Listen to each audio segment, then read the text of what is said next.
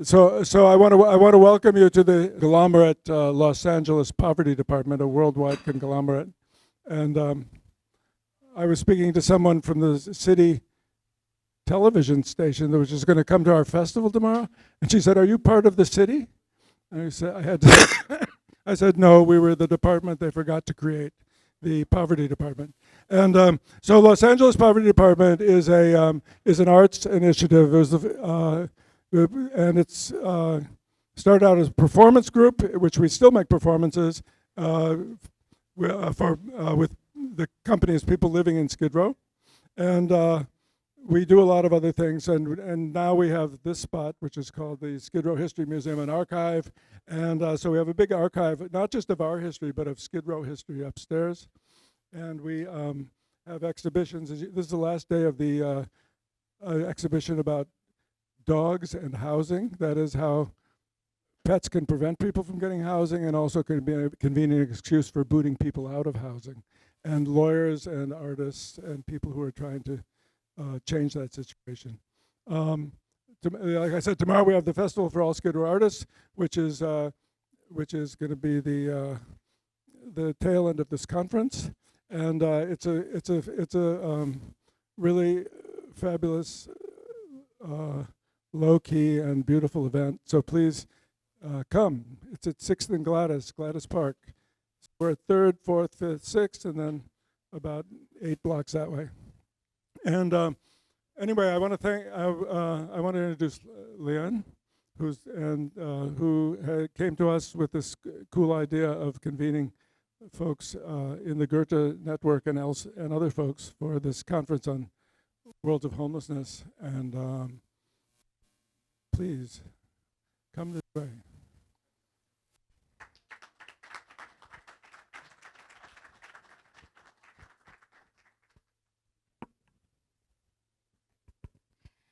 Thank you so much, John. It's great to see faces back here that have been here over the past 4 days. My name is Leanne Heinrich-Selemme. I'm the director of the Goethe-Institut, the German Cultural Center. And the idea of this project is to see that homelessness is a local issue in Los Angeles that needs very local answers and engagement, but at the same time, housing precarity is a global issue, and some questions and strategies could benefit from international discourse. So over the last days, we had a number of interventions. We started here at the Skid Row Museum and Archive with a panel entitled Framing the Issue, and a performance by the band LA Playmakers, which you can also see at the Festival for All Skid Row Artists this weekend. Some of the issues that were addressed during the opening were racial banishment, criminalization of poverty, knowledge economy and silencing of the poor, rent control in Germany, and the many layers of the Skid Row community. On the second day, we got together at Naval, a collectively driven artist space in downtown, and we showed 2 films and discussed how artists can engage with homelessness in a meaningful way. Something that really came out of those discussions was the importance of having people tell their own stories with their own means. And yesterday we were at SciArc, the independent architecture school in downtown Arts District. We had presentations from artists across the globe, LA of course, but also South Africa, Colombia, and Austria.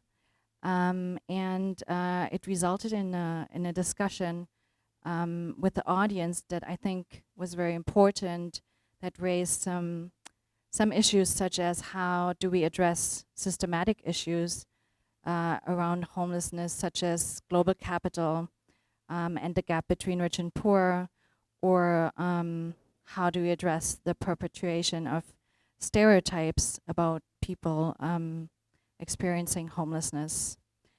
So today we have a panel that would like to look at knowledge production and ways forward. And I would like to introduce the moderator, Catherine Wagley. She already moderated the first day here, the opening. So some of you know her, but for the people who couldn't come, Catherine Wagley is an art critic and journalist based in Los Angeles. She's a contributing editor for the art journal MoMA's and Contemporary Art Review Los Angeles, Carla. She served as an art critic for the LA Weekly from 2011 to 2017 and contributes to ArtNet News, Art News, Hyperallergic, the LA Times, and The Land, among other publications. She's a recent recipient of the Rapkin Prize for Art Journalism. Her current work often focuses on issues of obscurity. How do we pull stories from the margins of different art worlds without forcing them to fit the mainstream narratives we already know how to tell? Additionally, her reporting in Los Angeles frequently explores the relationships between the art world, gentrification, and urban geography. Please welcome Catherine Wagley.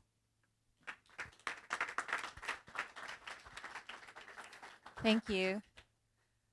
So I'm excited to introduce today's panel. This is called, as Leon said, Knowledge Production and Ways Forward. And for those of you who were here on Tuesday, you heard me say this, but I was really excited that this event would be in this space, because this is a space of knowledge production that takes as its premise that the people who live on Skid Row and who participate in the community of Skid Row are, can you hear me? Okay. Are capable producers of their own history and knowledge and archivists of their own stories. And this panel is exciting because it also brings together people who have different experiences and different approaches to producing and understanding knowledge around the issues of housing precarity, shelter and being unsheltered. And so we'll just share together and learn how to talk about our different kinds of knowledge from our different positions. And then, so we're gonna have 4 presentations, and I'll introduce each one at a time so as not to just throw a lot of bios at you right now. And then after everybody presents, we'll do a kind of shift, and the panelists will have a chance to talk to each other about their ideas and also to you. So if you have questions, please hold on to them, because that's an important part of this event too, is having that time for you to ask and engage in the conversation. So the first speaker I'd like to introduce is Jutta Almendinger. She is president of the Berlin Social Science Center and professor of sociology and education and labor market research at Humboldt University Berlin, and she's been in that post since 2007. In addition, she has served as honorary professor of sociology at Free Universität Berlin since 2012. She studied sociology and social psychology in Mannheim and Madison, Wisconsin, earned her PhD at Harvard University, and her habilitation degree at Ludwig Maximilian University in Munich. From 1992 to 2007, she was a professor there. Her multiple honors and awards include the German Federal Cross of Merit First Class, and she serves on numerous advisory boards in Germany and abroad. She's been a member of the Goethe-Institut since 2014. In 2018, she spent 4 months at the Thomas Mann House in Los Angeles, here, as one of the first Thomas Mann Fellows appointed by the German Federal Foreign Office.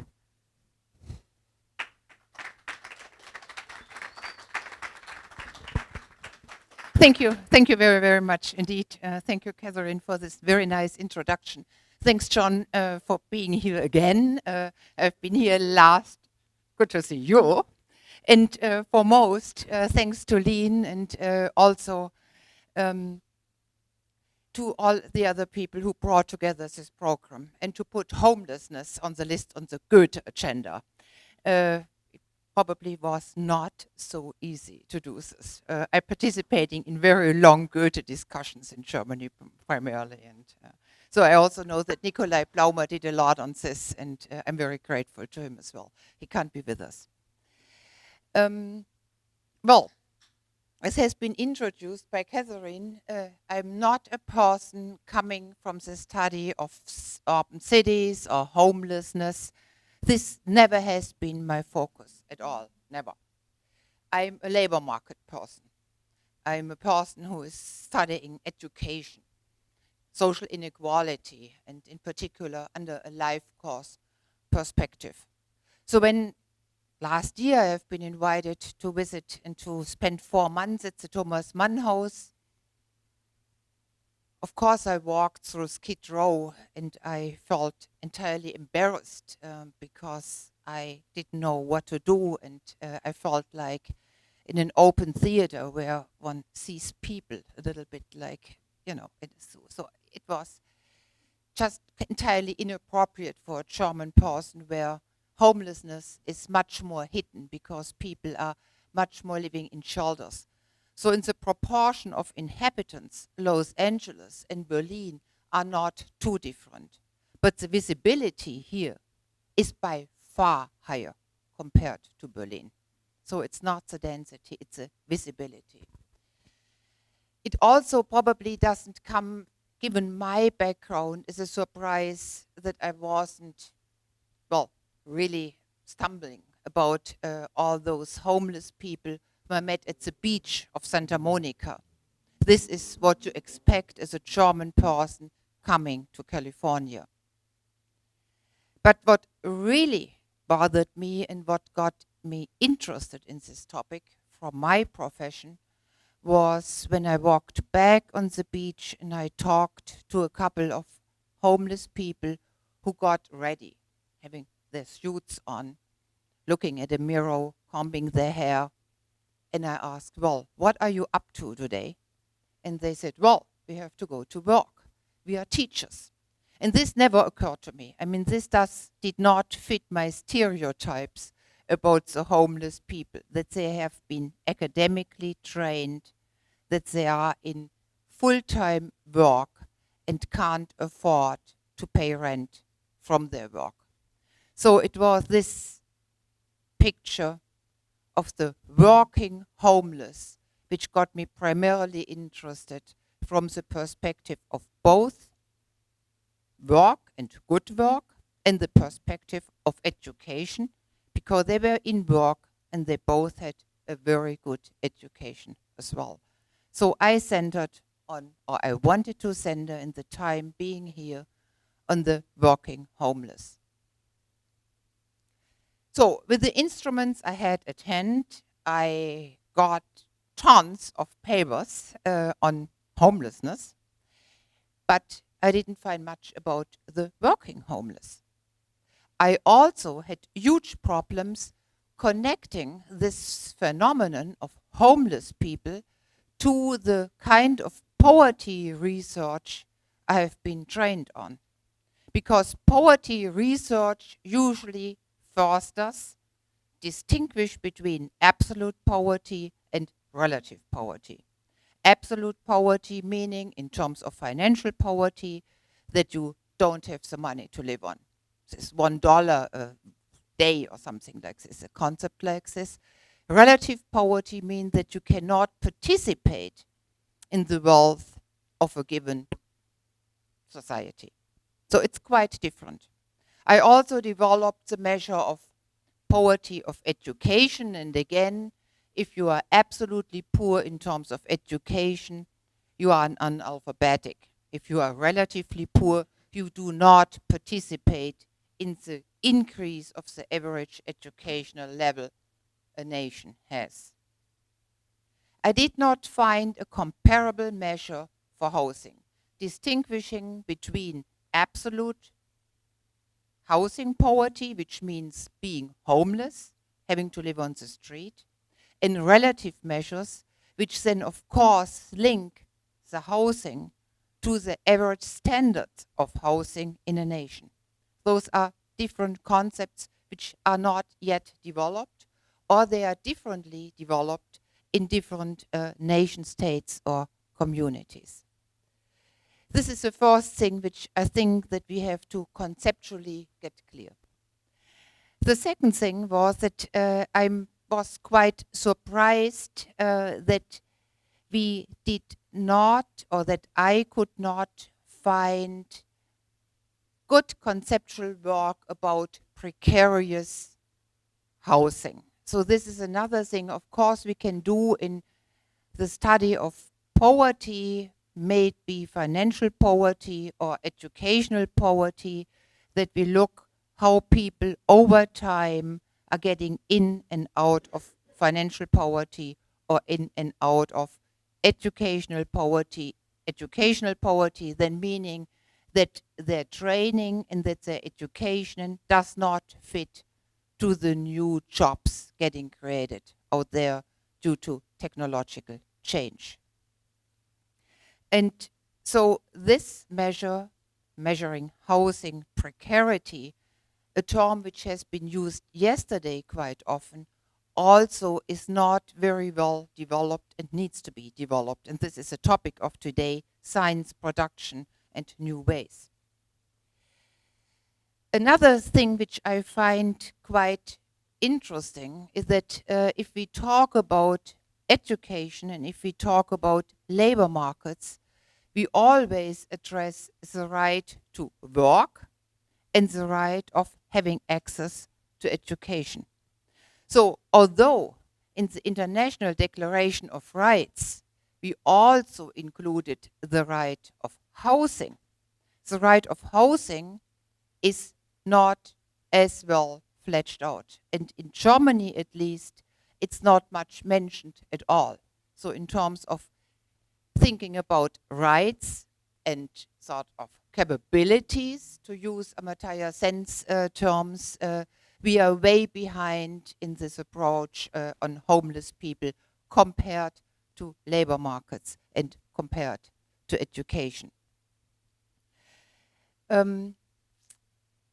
This, however, means that if we live in a country, and this is the United States as much as Germany, which distinguishes very much between the deserving poor, those people who do not follow the norms to do or to earn their living via work, and the undeserving poor who work but do not have enough income to cover their life expenses. The problem that we did not develop all those concepts in terms of homelessness, I think leads to the perception of all homeless people being deserving homeless people. People who do not want to work, people who do not want to have the education.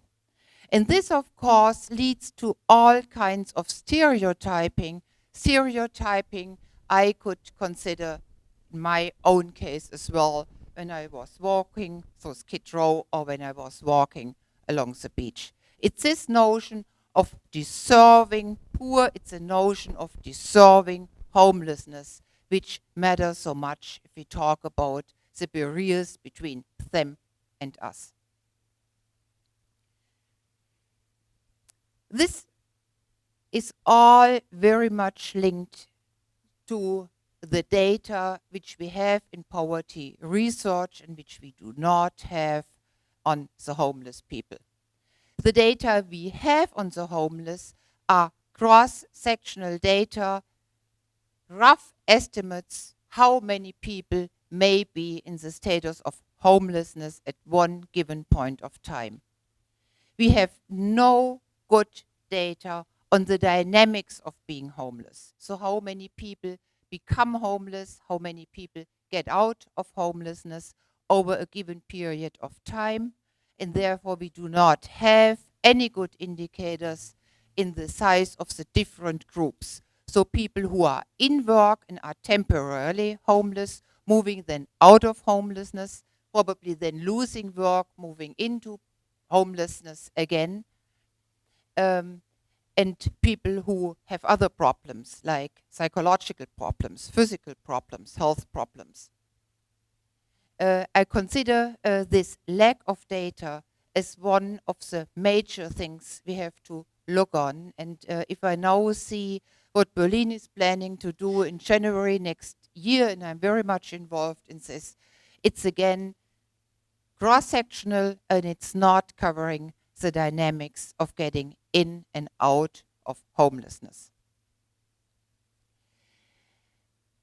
So, having said all this, I quickly summarize. I think that we have to adopt the concepts of poverty research to the homeless. We have to adopt data which we have internationally, nationally, and also regionally extremely well comparable over countries in poverty research to the homeless people. But we also have discussed the question of rights and the question of duties.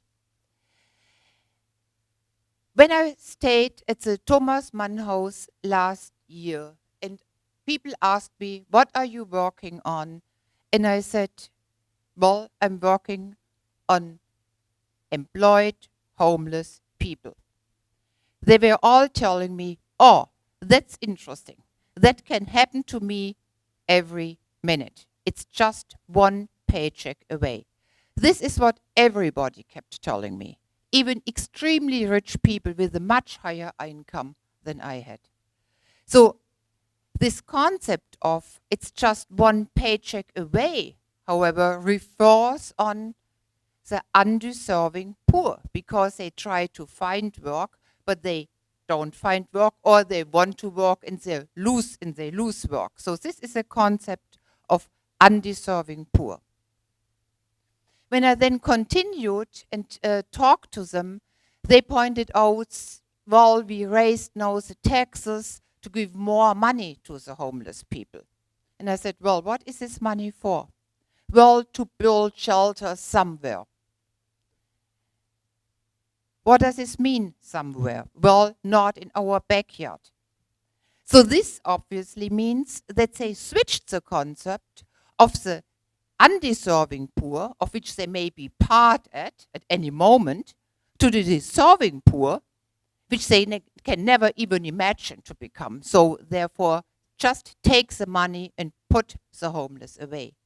So all those discussions were quite paradoxical, because they really told me that there is not one homogeneous concept or a clear distinction between different groups of the homeless people they can deal with. And therefore, it switched back and forth. Nobody, including myself, talked about something like providing the homeless people with the basic rights to live, to eat, to drink, to live in safety, with respect and dignity. Those both most basic rights are not necessarily taken on. This is what I want to put on the table and what I want to discuss. Those very basic rights can probably not given to people by just giving them money or just giving them housing. It obviously can also work to the opposite. The most basic rights would mean to give them a secure environment with access to food, with access to water, with access to clean clothes, with access to their community. If I see what's going to happen in Berlin, it's often the opposite.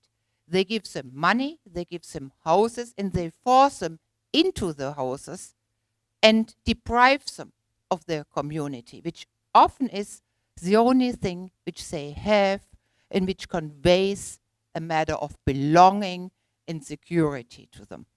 So I really want to question whether the necessity which I see, and I see the necessity to have a right of housing, also means that we have to impose to everyone the duty to live in housing. This is a major question I try to work on now, and I'm working with a couple of philosophers working on those contexts and concepts, and this is what I would like to learn from the discussion later. So this has been a pledge to bring the people back in, to give them a face, an identity, a voice, and the possibility to decide. And I don't think that we do this, at least not in the Berlin context, which I by now know better than the Los Angeles context. Is a pledge to professionalize research on the homeless and bring homeless into poverty in an inequality research, and not to set it aside as we do it right now, in my observation. I also think that we have to work on the social production and new ways of social production of homelessness in new ways than we do it today. I'm very much sure that Hillary, who talks next to me, approaches this entire topic not from the position of a researcher and a scholar who works on work and education, but from the position of housing and living in houses and on urban inequality, segregation, gentrification and such. So I'm very much looking forward to discussion with her, but of course also with the other panelists. Thank you.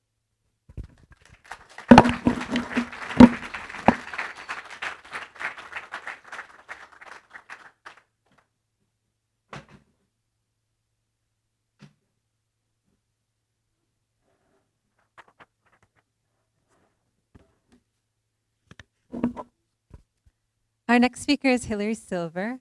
She is the chair and professor of Sociology, International Affairs, and Public Policy at the George Washington University and professor emeritus of Urban Studies and Sociology at Brown University, where she rose through the ranks since receiving her PhD from Columbia University.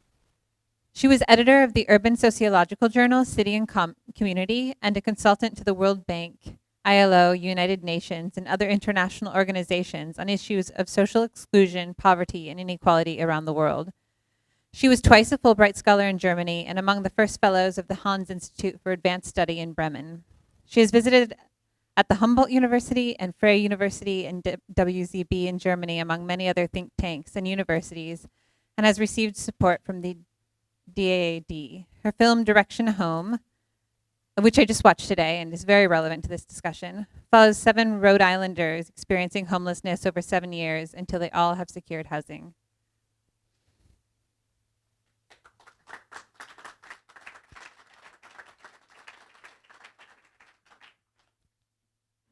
Somebody in the back. I get my snaps. Thank you, everybody. I appreciate the invitation to be here. Can you all hear me in the back? Yeah? Good. I appreciate the invitation from the Thomas Mann House, the Goethe-Institut, and it's a great honor for me to be on a panel with Jutta Ammendinger, who's a VZB I have visited with great pleasure in the past. Today, I want to talk to you about why we should compare homelessness across a variety of countries. And I don't know if I'm going to get a, yeah, excellent. Okay. Yeah, that's fine. It looks like it's working. Yes. Should I press show, do the show, or let me? How many of you heard Donald Trump the last few months? Right. Okay. Yeah. You probably know that Fox News ran something like 50 segments on homelessness, especially 50 segments on homelessness here in LA, which of course meant that the president had to see it in his self-centered way, made a complaint that homelessness, can I put it up there? You'll have to do it for me. Well, that's not going to be good. Not at all. Okay. Sorry. So he made this argument that in 2019 in July, he said, when we have leaders of the world coming to see the President of the United States and they're riding down a highway, they can't be looking at that. I really believe that it hurts our country.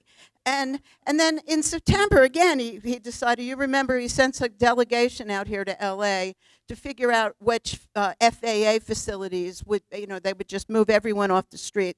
And he said that homeless encampments in LA threaten to ruin the prestige of our best highways, our best streets, and our best entrances to buildings. And he has no authority to do so. But but he threatened to arrest these people who are sleeping outdoors and remove them. And then national newspapers have been covering the growing hostility in Los Angeles to the homeless. For example, the last 3 fires that were out here in September, they were all of which left unhoused people dead or seriously injured. And arson was suspected. So, violence against the homeless is increasing. The police department is currently investigating a case in Echo Park in which an explosive device was thrown at a homeless encampment in October. Just 3 days ago, the New York Times ran an article with the headline, "As homelessness surges in California, so does a backlash." And it quoted a real estate developer commenting on the encampments in Oakland saying, "Refugee camps in Syria are cleaner than this." So as you can see, some of the people in the United States are very concerned about how it looks, the appearances of homelessness in the United States. But the solutions to it tend to be coercive rather than welfare-oriented, the way we've just heard. So, where are we? Look at this. Can you see this photo? Where do you think this is from? Good guess. Anyone else? All right, that's from Delhi. I was just there last month. I took those pictures, and I'm going to tell you a bit about it. What I really want to ask you is, can we reasonably compare homelessness across countries? Can we really say that American homelessness represents the third world or the global south invading the global north? Can we say that homelessness in the United States is better or worse than in other affluent societies? So there's a number of ways to cut into this question. Can we really compare? Is this really a thing? Is America converging with the rest of the world in this respect, right? That's sort of what's being implied. On the one hand, we know that there's an increasingly global commitment to a right to housing. And I'm going to go through with you a little bit on the basic texts that guarantee these rights. And this is global. This is not just a question of Germany or the United States. This is a lot of countries have this. On the other hand, when people talk about homelessness, they use different terms, different definitions, that's to say measures as well, and they refer to different standards of living and histories. In the literature that we have, scholarship on this subject, it tends to be, and you heard some of it the other night on Tuesday night, the scholarship tends to emphasize informality or formality of housing, right? The informality of the housing and how the state evicts people. So this is a big theme, and it comes out of development studies, quote, posing third world questions of the first world to unsettle the normalized hierarchy of development and underdevelopment. So that's the scholarship trope that we often hear. In my view, this is too coarse a framework. For one thing, it makes you miss all the heterogeneity within the global north and the global south. And there's a big difference, as I'll show you. There's a wonderful book that was just came out with studies on Asia and Pacific, for example. There's a big variation between India and China. Big, very different. And so we might ask the question just more generally, is it homelessness in the global south comparable in kind, if not in extent? Can we define it in the same way? Can we talk about it in the same way? So, defining homelessness. So I thought we'd do this exercise. I like to get my audience involved. Throw out your free association when you hear the word home. Family. Safety. Homeowner, are you? Yeah. Wealth, right? Yeah. Pardon? Food. Bed.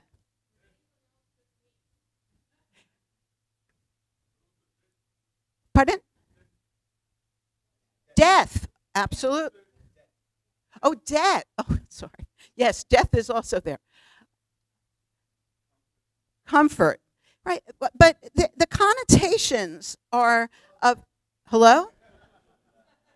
What did I miss? Oh, that's exactly what I had in mind. But that is exactly what I had in mind. Because there are certain very basic aspects of home that make us refer to homelessness, even though, as I'll show you in a minute, lots of people who are labeled homeless, in fact, have a home in these terms, and they make them all the time. What we usually mean abstractly is that a home provides us with privacy. That's to say, we can exclude others from the gaze on us, right? It means that we can hide certain things. We can conceal things from other people. Living without a home when anyone on the street can see you is part of the inhumanity that we think of related to homelessness. Similarly, the security and permanence of a home is something that is denied when we live in places we define as our home, but we can't stay there for good. Reason? Because the land that we're inhabiting belongs to someone else. Family, someone mentioned family. In Ghana, there is no word for home. There's only the word family. It should be a safe space, a warm place, a place of family, of social security. And it's also a place that really, I have to tell you, on my way here on 6th Street, I was just there under the underpass. There's a whole bunch of people who pitched a tent, but they also have house plants. I don't know if you see, right? People individualize their homes. They are expressions of identity, of singularity, right? This is mine. Now, I know that there are some people who insist on cultural and historical variation in the meaning of home, right? And I know that there's a lot of variation in security, stability, versus risks of eviction or the right to the city. I also know that people share a lot of facilities, right? Not usually for making love, but very often for cooking, right? Right? So it's really those bodily functions that you want to have privacy for. And the street, in some cultures, are extensions of the home. And the community is an extension of the family. But so when we think of home, you know, and we get a new home, right? People who are homeless have that kind of social home. So some pavement dwellers will have a home, but back in their family villages. Famous example is China. China doesn't even recognize homelessness. It just criminalizes it and sends people back to the hukou where they are supposed to go to get their welfare payments. So they do have anti-poverty programs. They just don't happen to be in the right place to get them. Or in India, similarly, people come to the city as migrant workers to send money home. So they have a home. That's where their family is. They just don't have a dwelling in the place where they're working. My favorite example, the most recent example, is the mobile home owner, right? These folks, I mean, LA's full of RVs, right? People have homes. They own it outright, no debt. But where can they park it? Who owns the land? What are all those regulations about parking? And there's a new book by someone named Sullivan on mobile home parks where people rent the land and the facilities for people who own mobile homes. And increasingly, those mobile home parks are being financialized, they're being bought up by banks. And people are being evicted from these mobile home parks because they don't own the land. And some of their mobile homes aren't mobile anymore, so they lose everything. So what I would suggest is that the term homelessness really is a euphemism. We use the term homeless because it does evoke sympathy. And the reason is that it's a very strong human desire to want to have a home. For all those reasons that we've just evoked, right? All of you could answer the question, what does home mean to you? It brings up something emotional, something deeply human, and that creates empathy with the poor. Now, having said that, we all therefore realize that housing should be a universal human right, because we all deserve to have that in some form or another. We're not talking about high quality, but we're talking minimal conditions. And Section 1 of Article 5, the UN Universal Declaration of Rights, and other national constitutions, And even some jurisdictions in the United States recognize a legal right to shelter. California is considering one now. In Europe, there are also rights against eviction. And here in the United States, we're starting to, Matt Desmond's book on eviction has had a big impact, and we're starting to see what we call just cause eviction procedures being enacted in the United States to prevent people who do have housing from losing it without a good reason. But in Europe, one of the most interesting cases is with respect to the Roma, or what Americans refer to as gypsies, right? These are people who are itinerant. They move around. They don't have rights to land. And they're constantly being evicted, especially in Eastern Europe. And so what's happened is the European Union has instituted legal standards whereby people, Roma, Sinti, who are camping in particular places, that if they are going to be evicted, they have certain rights. Member states have to ask whether the loss of income that will be imposed on them is merely temporary. They have to take into account how long the people have lived there, the amount of state benefits the person is receiving. The European Court of Justice has something called a proportionality principle, where national measures can't go beyond what's necessary to get the public good for relocating people off the land. These are just basic rights, and people can bring suit in the European Court of Justice against eviction orders. And this is just some of the next slide is that the Jordanova and others and the Winterstein cases show what happens when you try to evict members of the Roma community. There's a lot of nuance across the globe in this, but it is important to note that there are a lot of constitutions, from the South African Constitution, the Japanese Constitution, the revised European Social Charter, and the Supreme Court of India. They all provide recognized rights to housing. Whether they can actualize them in the short term is another question. For example, long waiting lists to get social housing in South Africa. So there are international rights to housing, and there's also a definition that's related to that from the UN. The UN defines a homeless person as someone who lived on the street or in a shelter, or whose shelter or housing failed to meet the basic criteria considered essential for health and social development, like security of tenure, protection against the bad weather, personal security, as well as access to sanitary facilities, potable water, education, work, and health services. Okay? And they distinguish between primary and secondary homelessness, because of primary homelessness, people who have no shelter at all, compared to those who have no place for no usual residence. All right.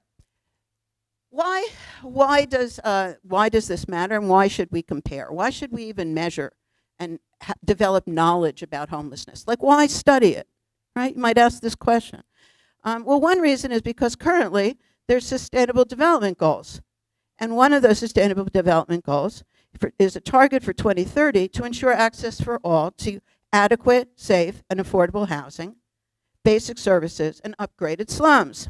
Now, that's somewhat of a change. It used to be just reducing the number of people living in slums, but now they're allowing people to stay. So the pushback against eviction is noted in this change from the Millennium Development Goals. So while many, many people, almost a third, live in slums in the developing world, there is a definition that defines what is adequate housing or adequate shelter. And again, it includes the sort of things we talked about: basic infrastructure, adequate location with regard to work, and basic facilities, all at a reasonable cost. That's the goal. Thank you.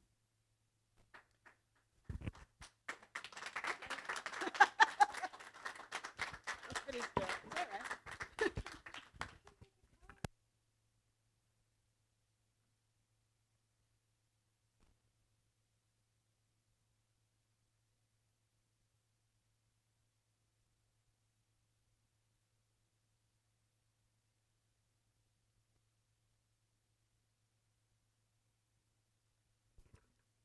Charles Porter. Charles Porter is the prevention coordinator for United Coalition East Prevention Project, a program of social model recovery systems. Porter has worked in the prevention field for more than 20 years, with an emphasis on community engagement to address a range of alcohol, tobacco, and other drug-related concerns. He incorporates culturally appropriate interventions and has worked with youth, adults, and older adults. He has contributed to numerous prevention and neighborhood improvement initiatives in the Skid Row area of Los Angeles, where his current work is focused. His efforts are also focused on expanding neighborhood wellness and safety by connecting grassroots visions and approaches to needed resources.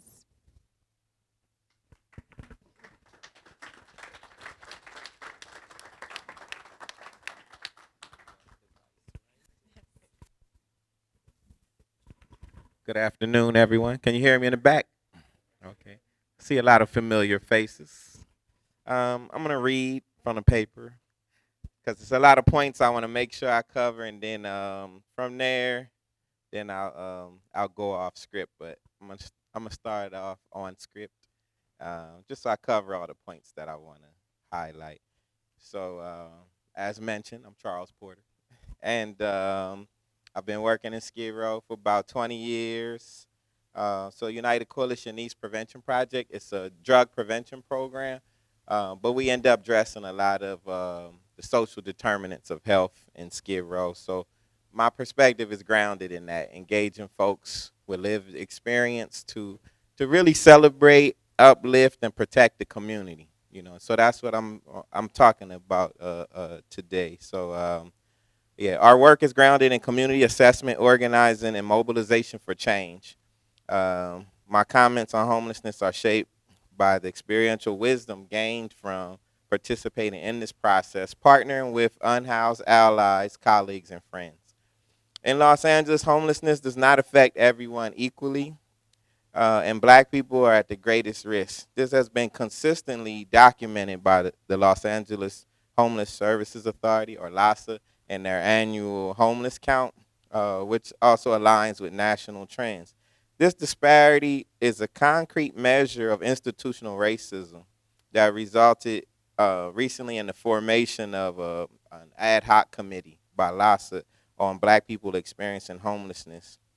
They issued a timely report earlier this year, 2019, that has some recommendations that really detail some of the systemic factors contributing to Black homelessness and how the issue is more complex than people assume. Skid Row is a predominantly Black neighborhood, and the experience of community members are rooted in historical trauma that spans back 400 years. Many argue it was Jamestown, Virginia in 1619 where the foundation of institutional racism in North America was laid. Racism is one of the root causes of homelessness in Skid Row, along with poverty, inaccessible and inadequate housing, and the lack of health and safety protections.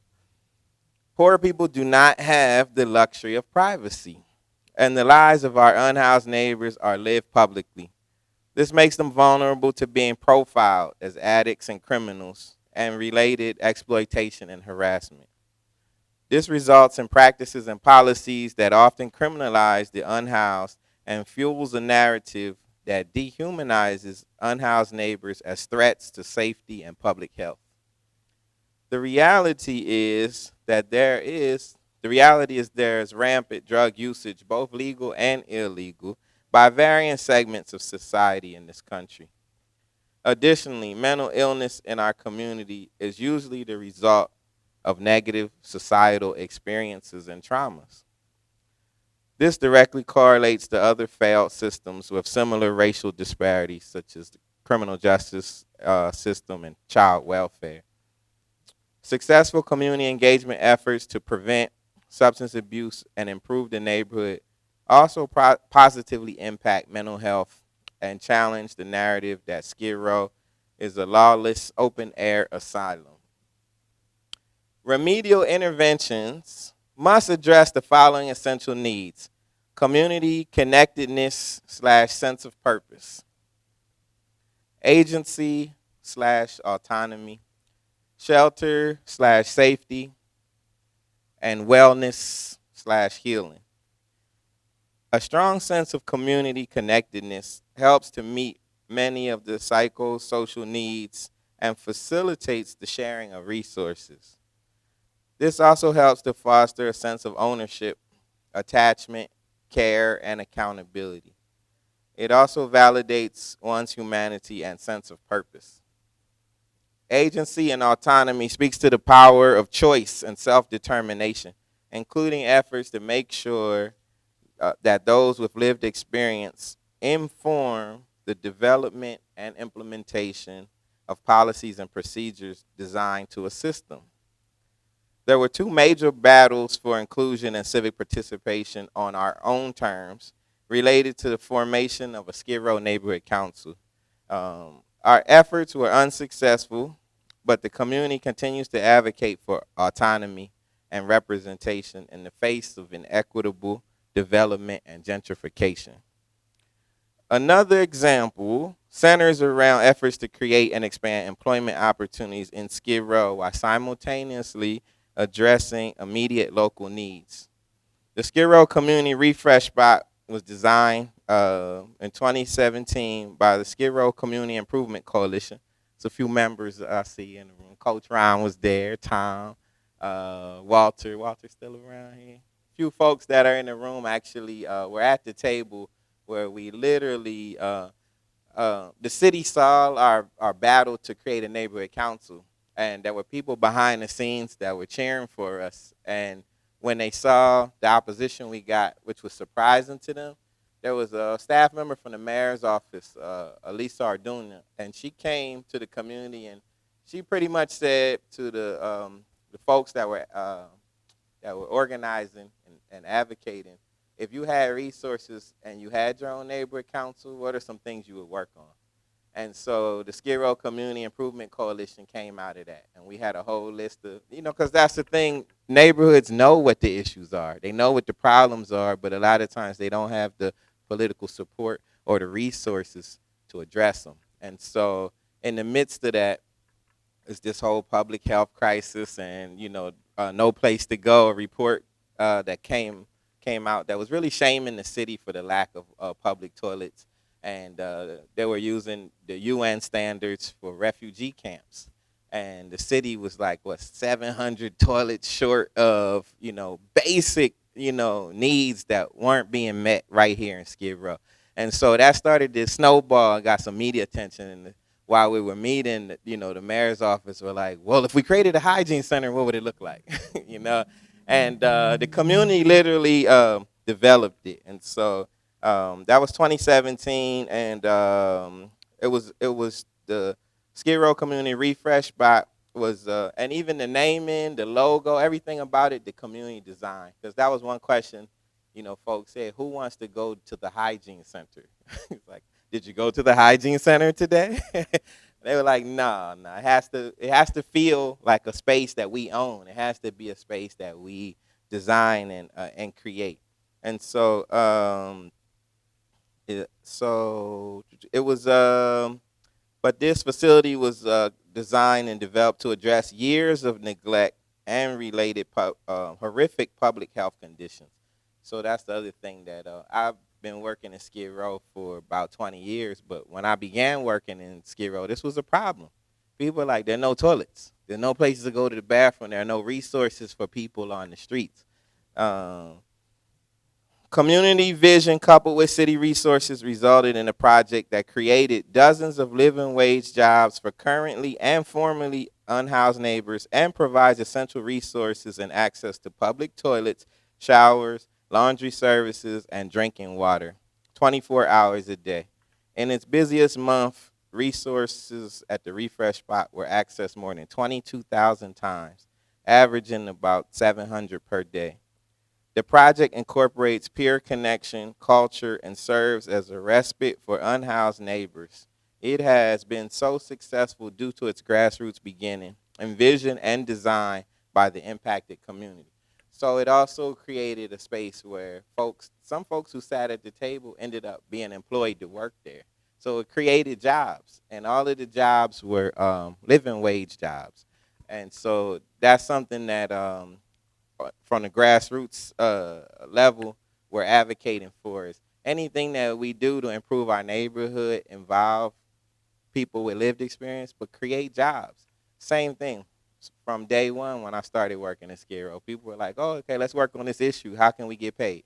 You know, where the jobs at? I know Coach Ron is always advocating for jobs. And so now people are starting to see the merit in that, you know, because there was this view of who is capable of working, who can work, who can't work. But, you know, we have a partnership with Goodwill, and they have a work source at our location. And Goodwill has been able to demonstrate anybody can work. There's not someone who can or can't. Anybody, literally anybody can work. It's just a matter of creating jobs and, you know, creating opportunities for folks and taking the time to connect. Safety and shelter and safety are interrelated, and encampments slash informal settlements address some of these concerns by forming communities of mutual support. Law enforcement and security are often threats to the unhoused and exacerbate institutional trauma. Strengthening peer connections and engaging the community through positive activities has been an effective approach to expanding safety and accountability.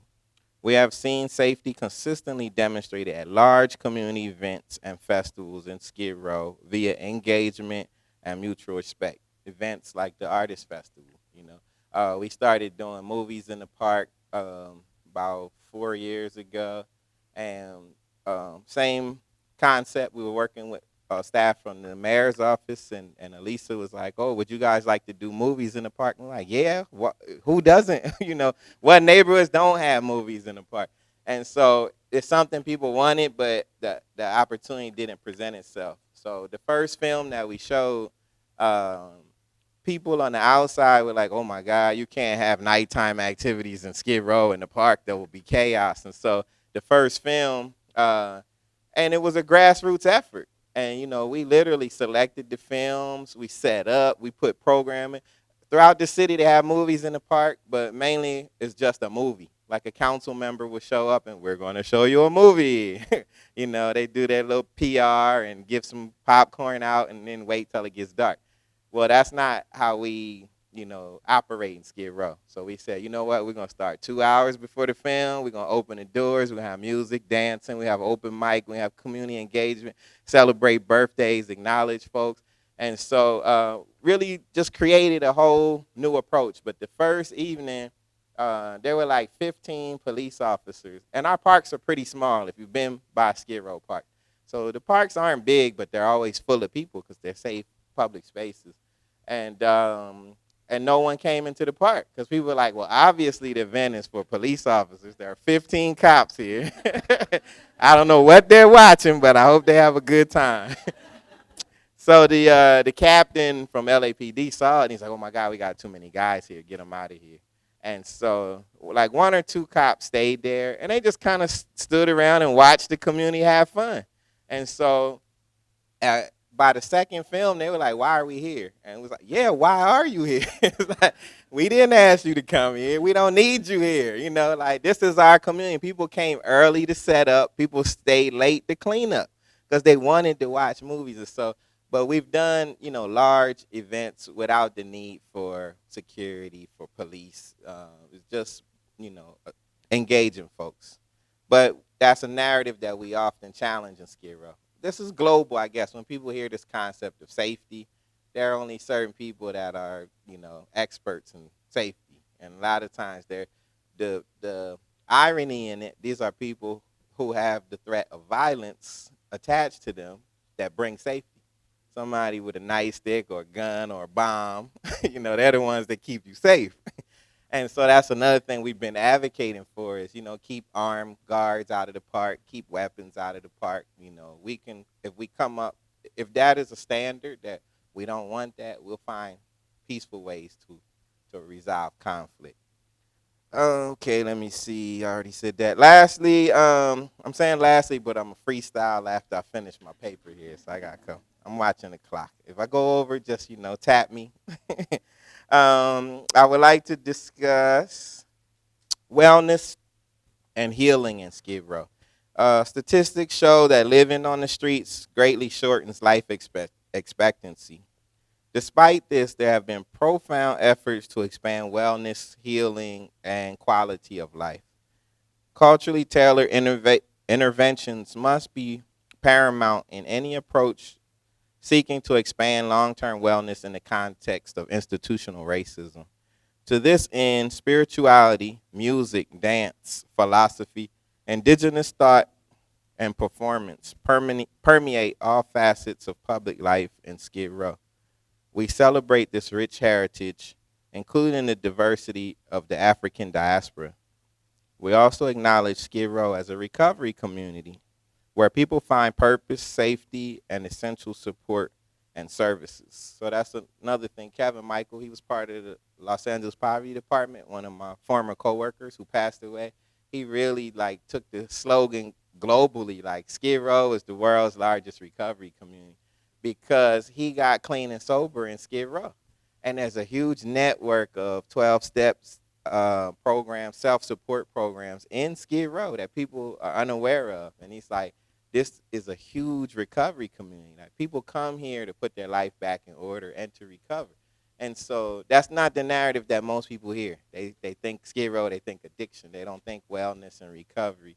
And so that's been a challenge for us too. When we look at policies like right now they're working on a community plan for downtown. And we're advocating, it's called DTLA 2040, but we have another campaign called Skid Row Now in 2040, where in 2040, Skid Row is going to be here. But in their plans, they're trying to take it off the map. And so we're pushing back, but we're also showing that the development for the future has to consider health and wellness. We want protections in place. We don't want bars and liquor stores. We don't want a bunch of places for people to drink and party because they want to turn downtown into a place of, nightlife and activity.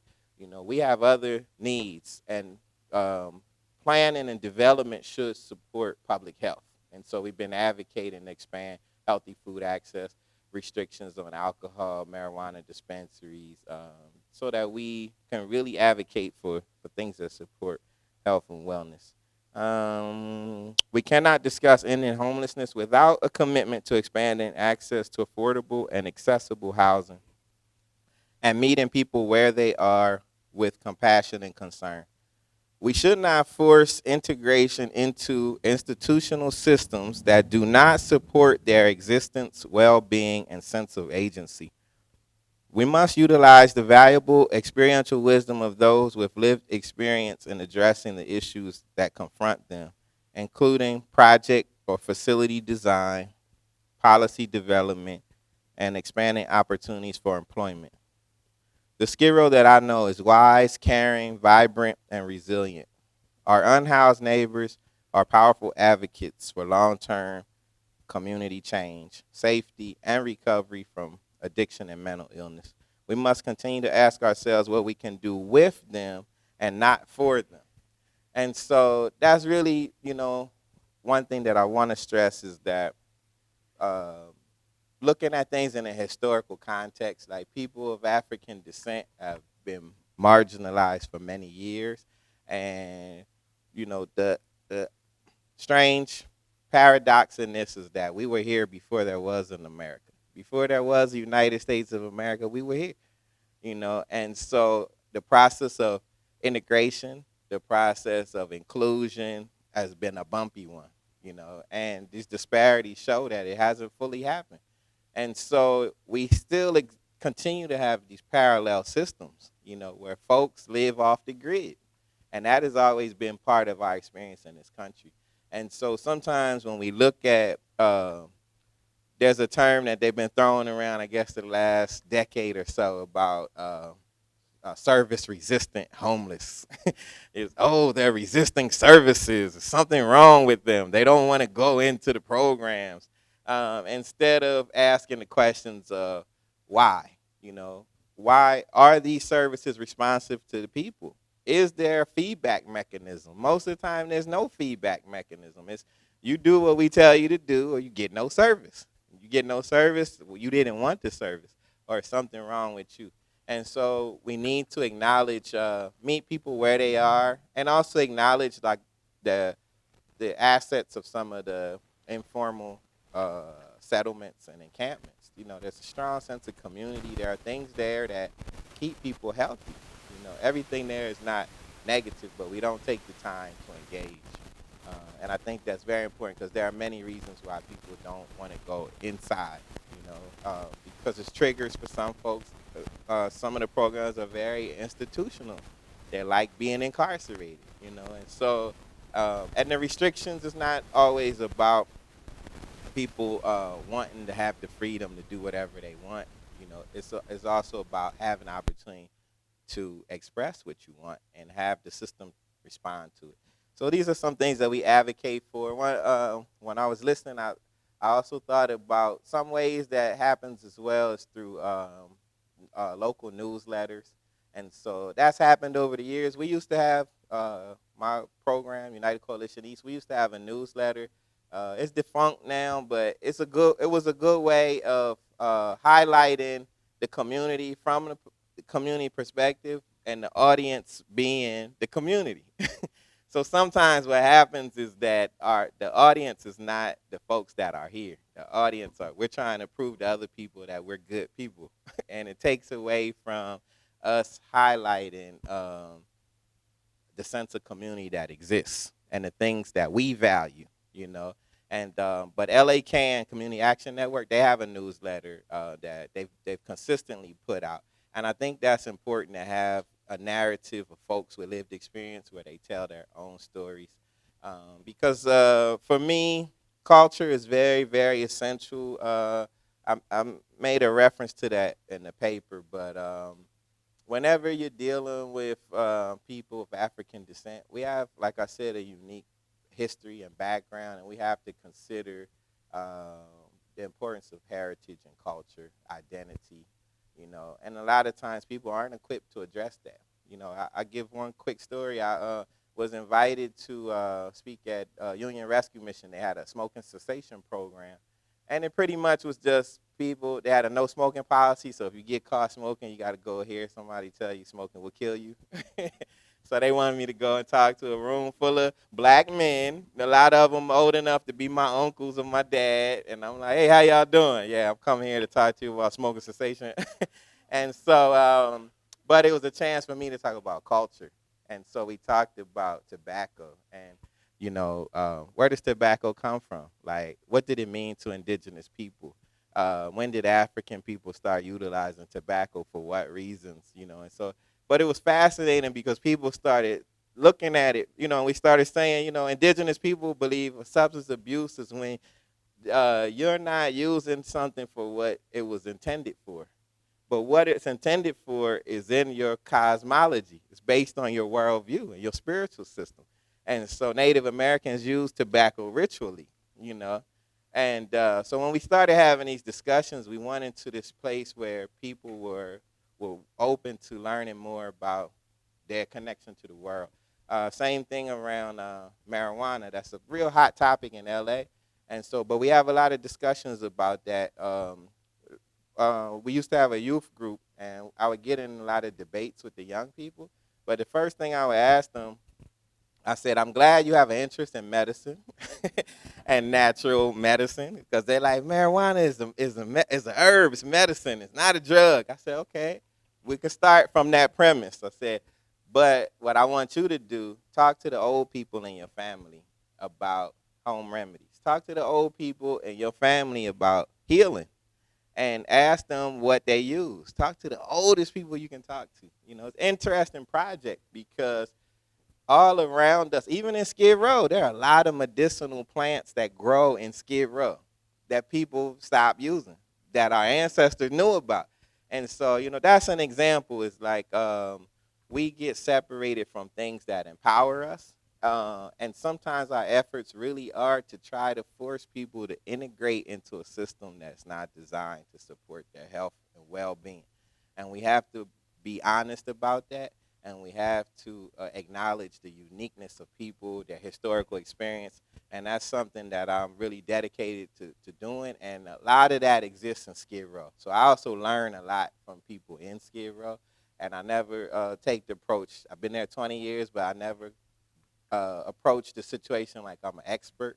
You know, I'm curious. I like to learn. I teach, but I learn from whoever's in the room. And so I just encourage folks to, you know, when we talk about knowledge production, when we talk about indigenous wisdom, and then you have folks from the African diaspora. This is my last point. So you also have a large Cuban community. You have folks from West Africa. So we do activities in the park. And one thing I like to do is just play music from the diaspora. And you'll see people just turn around and it's like, that's from my country. That song you just played, you know, and then it's like, other people like, turn it off. We don't know what they're saying. But, you know, my argument is you don't know what the songs on the radio are saying either, because they play songs on the radio, nobody knows what they're saying. But it's an opportunity to bridge gaps and even cultural sharing amongst the African diaspora. Thank you.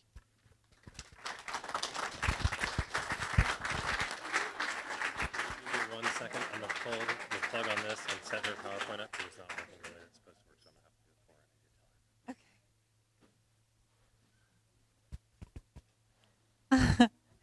to have to do it for her. We've got a little PowerPoint snafu. But I'll go ahead and introduce the next speaker. And thank you, Charles.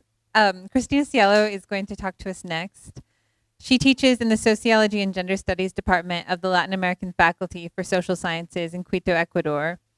In her classes and research, she seeks to understand the ways that global economic structures, from histories of development to contemporary commodity flows, are experienced in our daily lives, especially as seen in the ways we organize ourselves with those around us, as well as how we learn to care or not care for each other. She has worked on what property and legality mean for marginalized populations in Latin America and the Philippines, and is particularly interested in the subjective and political dimensions of economic inequalities. Hopeful that we might work together to shift the structures that shape our lives, she seeks to integrate translocal comparisons and participatory research as a means to bring diverse forms of knowledge and people together. She is currently working on the book Diverse Commons, Property, Water, and Politics in the Urban Andes.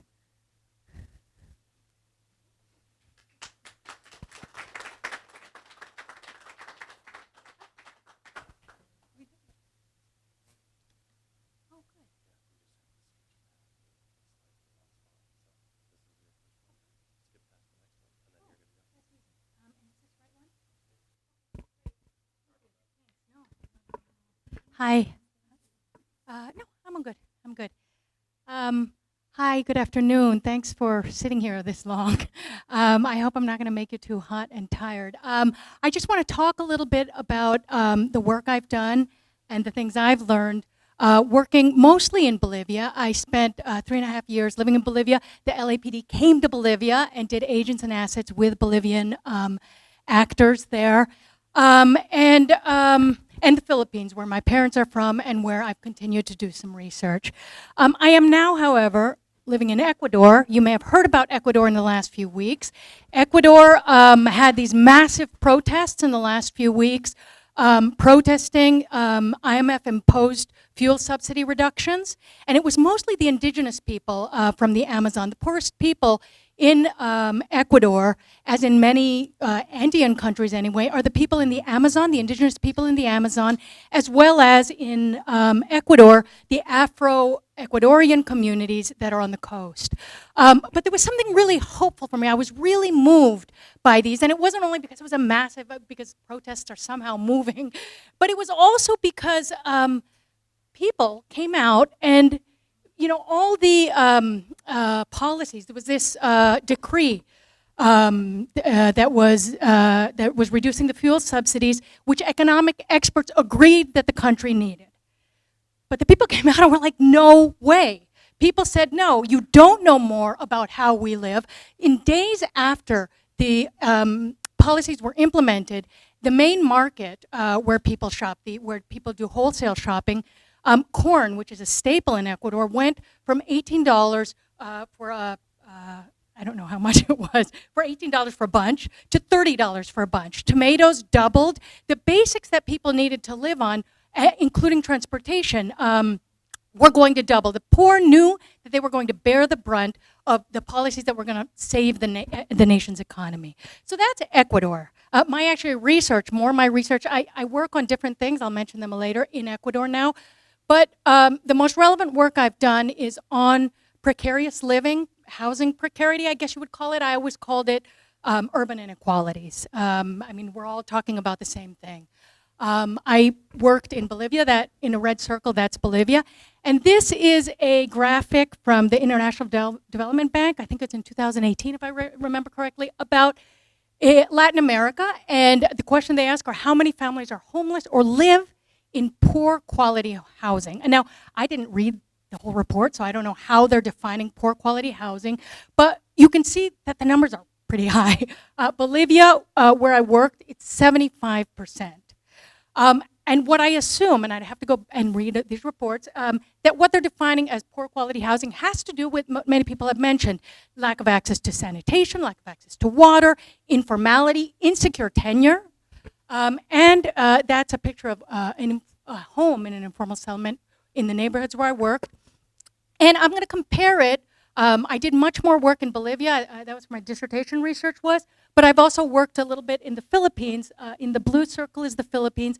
And this is another graphic of informal settlements done for the United Nations Habitat Program. And you can see the red, which the Philippines is, as well as Bolivia, which is the landlocked country, is 50 to 60% of people living in informal settlements. So what does this mean? What does this mean for how people live? I'm going to talk a little bit about Cochabamba and Metro Manila, two completely different contexts. But what I'm really interested in is the question of how do we think about people's lived experiences? When we talk about knowledge production, ethnography is super important to me, because what I want to know is, how do people live? What do people think about what they're doing? How do people think about moving forward in these different situations of really extreme inequalities? And part of what I've learned is that the collective possibilities for political participation, the ability to say, no, that's not okay. You can't have this policy which is going to make my life really, really hard. It's not just that people have it or don't have it, but context shape subjective lived experiences, and context shape the possibilities that we understand we can do about the structures that shape our lives. Some of these things that shape our context are urban economies of land, for example, visions of development in the country, how are claims to land made by different people, by people who have money, who have titles, by people who don't have money, by people who don't have titles. How do we organize? How do we all organize? Not just the poor people, but how do we all organize so that our basic needs are met? And how do we actually define what our basic needs are, and even how do we define who we are? I think that's a really important question. So the areas where I worked is in the southern zone of Cochabamba, Bolivia, this is a map of the quality of basic services, and the red, of course, is the very critical area, and that's the areas where I worked, and this is what the areas look like. They're very barren, dry land. People get there, people don't have a place to live. So they go to the edges of the city. They call these peri-urban communities. They go to the edges of the city, and there's nobody there, so they start to put up tents there. So this area is beyond the area I worked in. This was one of the neighborhoods I worked in, and this was further up, higher up, and you can see that they're just beginning to put up tents. As I was trying to talk to somebody about this, these neighborhoods, I remembered, I'm going to fast forward. Where do I point? I'm going to fast forward just because I remembered that I don't have photographs of the time period in the neighborhoods where they were establishing themselves with tents, but we heard a lot about it. People all told us about their histories, and they were really proud that they had established their communities, their tent communities there. And there's a picture, and what we did was we worked with an artist, and we made a comic out of the history of this neighborhood, of this one neighborhood. So they told us that what they did was they put up their tents, and they're all kind of working together. There's a leader. There's a very different dynamic there to what you would call, I guess, squatting or occupying space that isn't yours than there are in other contexts. We're going to see what happens in the Philippines. But here it's very, very organized by, in fact, people who make money off of the poor people, who are the lot traffickers. And they come by, and here you see a picture of them coming by in the middle of the night, and you have to be there at 2 in the afternoon, at 6 in the afternoon, at midnight, and at 4 in the morning. I forget what the exact times are. But the reason you have to be there is because if all the people aren't there, then somebody else, another group, can come in and take the land. So there's this collective organization to establish yourself on the land. I just wanted to show you these quick pictures, and then I'll go back to my presentation. Whoops. All right, sorry. You've seen my whole presentation. Okay, so here we are. And what they do in these neighborhoods, and this is really all over Latin America, but in cities like Cochabamba, where there's not pressure, investment pressure. Cochabamba is not a global city. Metro Manila is a global city, and this means something very different to people who are poor in both places. So what they do is they establish themselves in the tents, and they eventually begin to build small adobe houses, very small houses, and they work together.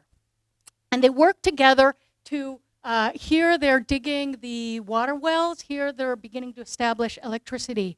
They're putting up their electricity poles, which is provided by the municipality through a lot of protesting, through a lot of going on the streets.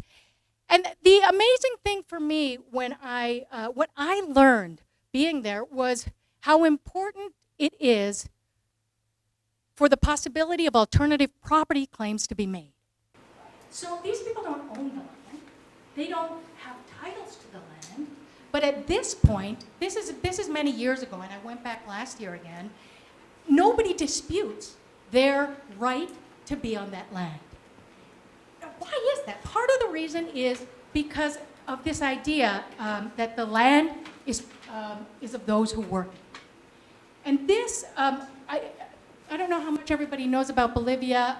They have Evo Morales, which is a long-time president of Bolivia, was one of the first indigenous presidents in Latin America. And the indigenous movements are a very important political force, both in Ecuador and in Bolivia. And so there's this, I was thinking about it when you were talking about heritage and identity. So the indigenous groups mobilized. There were regional networks and international treaties that were established to recognize indigenous people's rights to their land. This is not urban. This is in rural areas where indigenous people live. And this is a march in 1990 in Bolivia. It was called the March for Dignity and Territory. And there's this idea of, in Latin America, I have geographer friends, professors who are geographers, academics who are geographers, who are also friends, who write about territory. And the idea in Latin America of territory, because territory is not land. This march was the indigenous people marching to the capital city of Bolivia in 1990 to claim the right to their use of their land. And there's other academics who talk about the affective ecologies that indigenous people have with their land and the importance of that, as opposed to, in contrast to, in conflict with the productive utility of land that at this point was beginning to be used and taken over by agribusiness. So in Latin America, indigenous movements and the idea of territory has been very important, and that's really what's enabled these peri-urban residents. In fact, the president of one of the neighborhoods where I was working met with indigenous leaders, and together they suggested, and he enacted, this idea of buying the land. So there is actually an owner, but the owner had abandoned it. And people do want to get the titles. People do want to eventually be secure and make sure at some point someone's not going to try to throw them out. So they're trying to get the titles, and what they realized was they were a much stronger force if they did as the indigenous did and got a collective title to the land rather than individual titles. And such is the force of the and there's still great inequalities. This is not to romanticize at all the situation of indigenous people or the situation in these countries. These countries, Bolivia and the Philippines in particular, are fairly, they're considered by the World Bank lower middle income countries, which means that in the Philippines, the per capita income is about $3,800, and in Bolivia about $3,300 a year. But such is the political force of the indigenous movements that in 2006, they were able to establish a plurinational state, which is a state which supposedly recognizes that there's, of course, a lot of problems with how this is implemented, but the Constitution recognizes that there are different nations and there are different forms of development, which is sumat kasa, is the idea, indigenous form of development, which translates as good living. So what happens in a very different context? I think comparisons for me are super useful. I totally agree, because it enables us to see when you have similar types of inequalities in totally different contexts, what does that mean for how people experience and what people can do about it? So the Philippines is, and particularly Metro Manila, is a very, very different place. The Philippines has been named the country in Asia that has best applied Anglo-American neoliberal frameworks. Metro Manila, and what that means actually in terms of policies is a reliance on self-regulated markets and the idea that this is what's going to get us developed. And also, Metro Manila is, and it's incredible to go back every few years and to see the new neighborhoods that have grown up. As a site, Metro Manila really wants to be, and I'll show you a picture later, a global city. And what this means then, what these two things mean for urban inequalities, for the urban poor, is that on the one hand, private property is regulated to the max. There's no way you can make an alternative property claim in Manila, on the one hand. And what it also means is that because investment is so important for the Manila municipal authorities, political participation also has a different structure and context. That's not supposed to say that there, that's from the other slide. So these are some of the informal housing in Manila. And oh gee, I've gone way too quickly.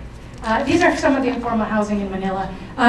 Well, one thing that is also important to mention, when you talk about the integration of urban land into global flows of investment, you also talk about land as a really important power resource in the city, which makes people who live in neighborhoods like this that much less powerful. One thing that you also see in a city like Manila, which is, I think the numbers are 15 million to 20 million, depending on where you're drawing the lines of Manila. People who live in the city. The city is a real monster. I wanted to study inequalities and sociology when I first went to Manila, just because the inequalities are so stark. And what you begin to see in a city, in a municipal, in a city where there's just so many people and there's an inability to meet the basic needs, you begin to see areas like this is Bonifacio Global City, but there's very many of these. They're called integrated urban mega developments is what they're called. And there's different people, Shankin, who studies them. And you begin to see areas that are developed. They're like little cities, but they're all privately developed. The water is privatized. Manila Water Company, I think that's its name, is the largest privatized water network in the world. That's a little bit apart, but it's the same idea of the privatization of planning. So you actually have public spaces that work in these private developments. And there are I think, half a dozen. And these are huge areas with schools, with commercial areas, with their own public services. So in this context then, it's the possibilities that the urban poor have to have a voice in the politics, the policies that shape their lives is very limited. And in fact, you can even see it in the way we study the urban poor in these different contexts. In Manila, people who live in informal areas are called squatters. They're called the urban poor. In Latin America, it would be very weird to call people who live in the settlements I showed poor. It's the popular sectors. They call themselves the urban popular sectors. And when you're talking about 75% of the people, they are sort of the popular sectors, okay. There of course have been mobilizations in the Philippines. I'm not gonna go into it, but I've looked a little bit at the way that local patronage politics has kept rural mobilization and organizing from having an impact in the cities.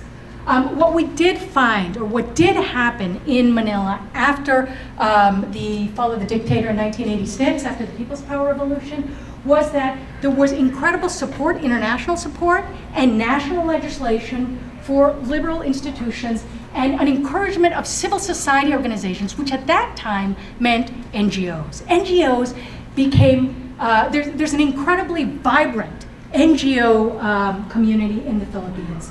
And part of what this has meant, actually, is that there's a definition of non-governmental organizations on the one hand and people's organizations.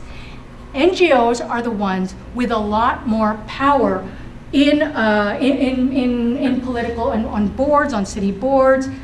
They're the ones who are asked what the community needs because they're accessible.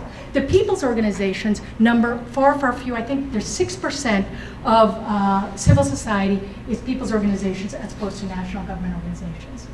So, in the Philippines, there is an NGO focus. How do we organize ourselves to meet basic needs? The NGOs, there's a very definite focus on the economic inclusion of the urban poor, which is very, very important. But there's a very different stress in Latin America, which is an emphasis of the political inclusion of the popular sectors. This is in part because of the importance of the histories of organizing, which have been, because Bolivia was a mining country, exported minerals. Union forms of organizing are really important, as are indigenous forms of organizing. In fact, the president of the neighborhood council is called the same word for union leader. It's the same word that we use for them. You can see that the assemblies, when people are required to go to these assemblies, particularly when a neighborhood is establishing itself. So there are these corporeal spaces. People are in these spaces, and there's a dirigente, the neighborhood leader, who yells, "Long live!" The name of this neighborhood is Minero San Juan. "Long live Minero San Juan!" I'm sitting in the back, and he says, "Death to the Yankees!" I'm like, "Oh shit!" I hope they don't see me. Part of what is so different is, at one point, when speaking to a neighborhood leader, there's a criticism of these kinds of organizing because people feel like individual liberties are limited. So these people have to go to protests. If the neighborhood agrees to go to a protest, if you don't go to the protest, you're fined. And middle class and urban citizens were like, really? Can you really? Is that really free? And what one of the neighborhood leaders talked to me about was Andean conceptions of liberty. That we have to think about collective liberty, not about individual liberty. And if people aren't going to the protests, then they're limiting our liberty as a community to have a voice in the politics. This is the water. Oh, I thought of this when you talked about service resistant, about the service resistant populations.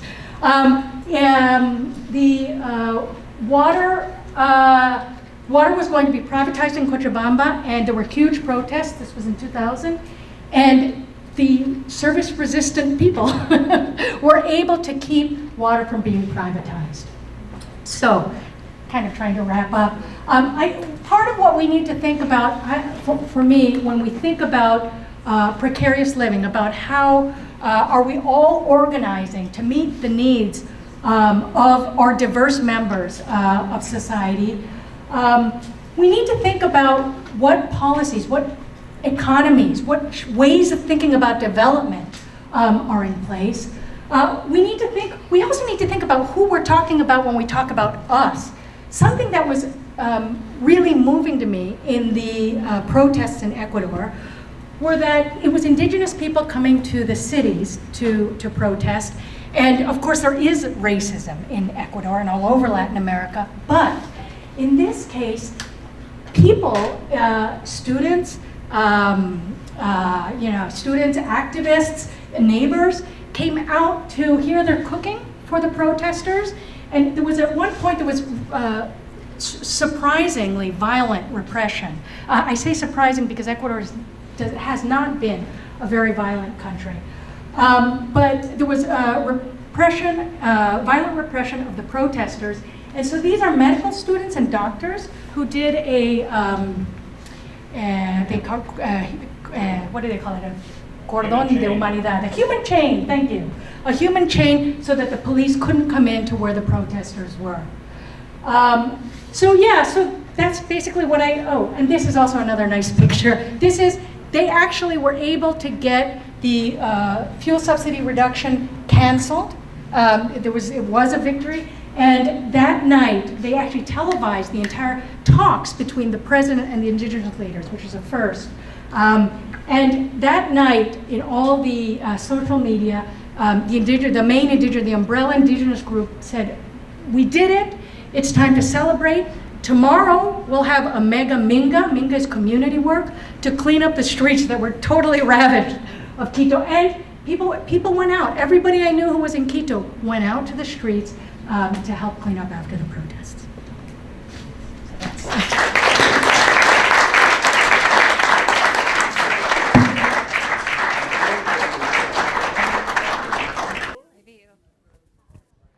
Everyone, I just wanted to thank you guys for this week. This week we were able to interview 15 more people. We are looking, see who actually is going to. Without Shelter is looking to interview 15 more people from the purchases that we've been making this week here at your convention. You guys have helped out the movement tremendously on putting the word out and actually getting people more employed. We have actually already hired 3 more people from us just doing this. So total 18 has came out of us working with you guys with having our table. And so we just wanted to let you know that we appreciate it and being involved to help us actually employ those that are unsheltered and get this housing going directly. So thank you. Thank you. Congratulations. And the table will still be back there afterward, right? Okay.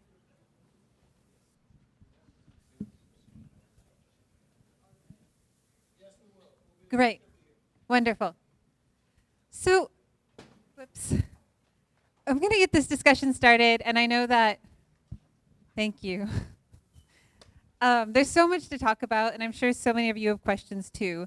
Maybe we'll start with the group so you can also ask each other questions that you have, and then we'll open it up pretty quickly to the rest of you. I thought maybe one way to just start off was to return to the question that Jutta asked in her presentation, which was about rights. Rights, the most basic right being security, food, access, and does a right to housing mean that we have to impose on others the duty of housing as well? And what are the different factors at play in that question? And I think a lot of your presentations touched on some of those factors, like some people have a resistance to service, and maybe that would also involve a resistance to a formal kind of housing. Hillary mentioned gypsies, and also mentioned international rights, like the actual language used. So yeah, can I pose that question to you? What does the right to housing mean we have to impose on others the duty of housing, and what are the various factors at play in that, even asking that question and thinking about it?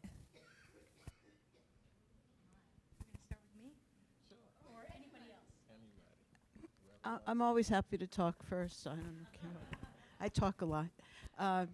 So one of the things I wasn't sure if what was implied was a duty for us as the public, or the citizenry, to guarantee housing, to make sure it's accessible and built and so forth, as opposed to NIMBY resistance to having it constructed.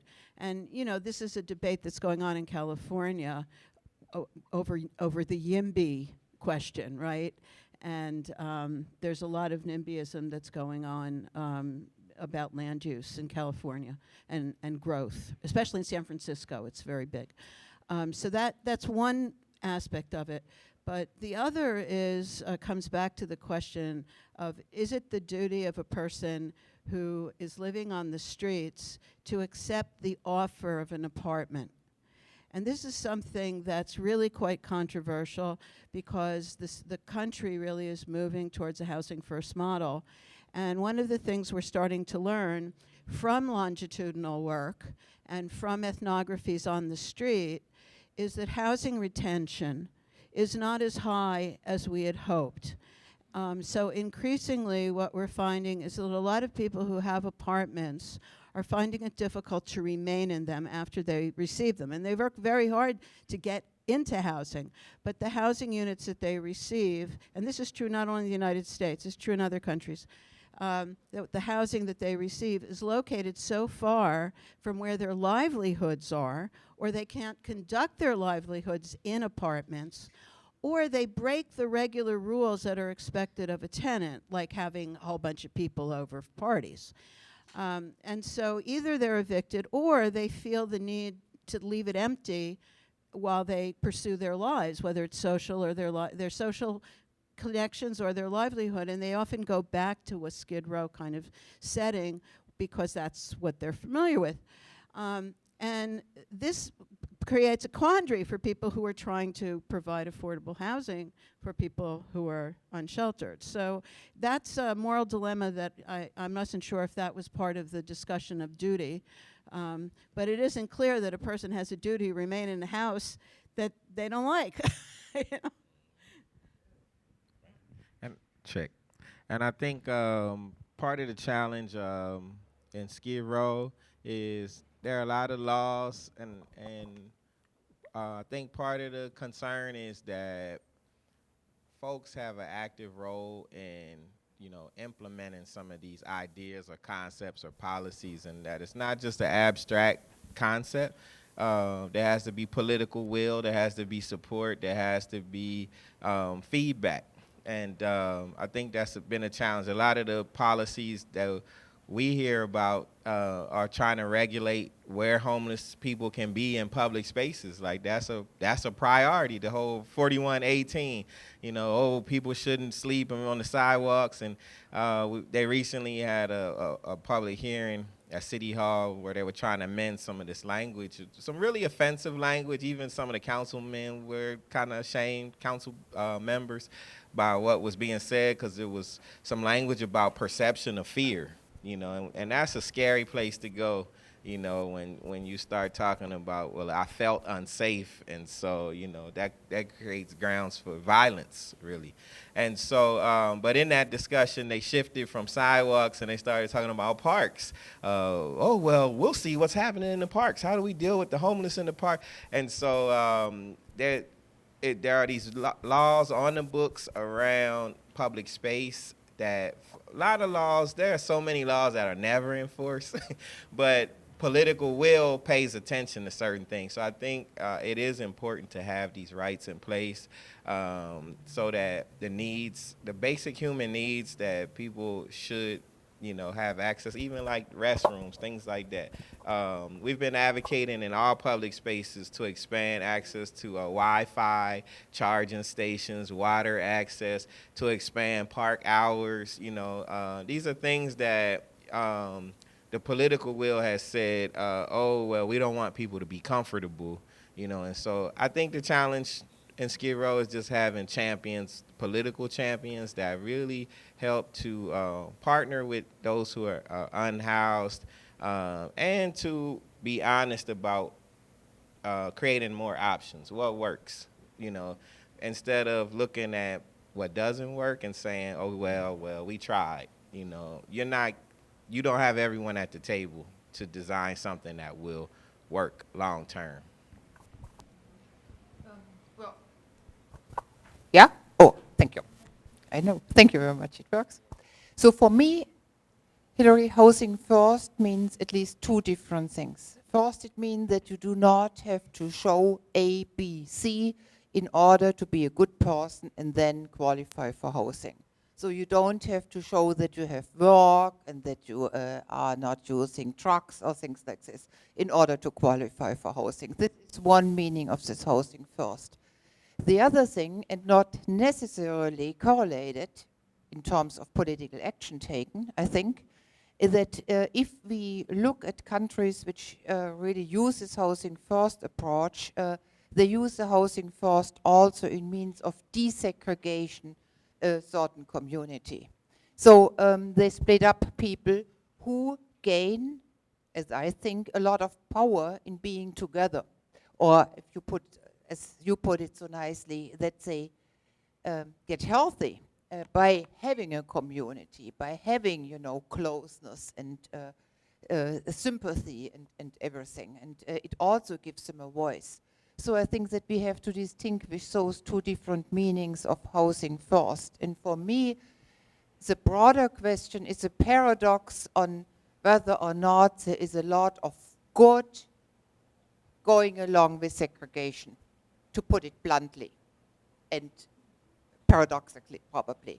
And those are the questions we are discussing in Berlin right now, because in Berlin the politics are to gather the homeless people all over the city so that they do not form joint identities, communities, so that they do not gain power and increase misery, I think.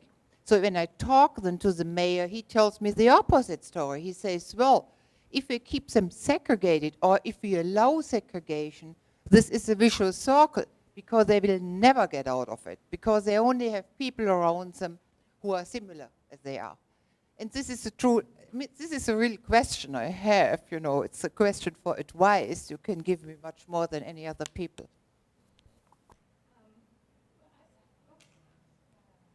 Okay. So on the last thing you were just saying, Jutta, so there's a couple of things. One of them is that this question of togetherness, I think, is a really important question. I think the question you're asking is really important about, because I'm coming from a completely different context, so we would have to try to figure out how what I've learned can intersect with issues and discussions here. Without collective identity in the places where I work, people are screwed. Without this ability, they have no force.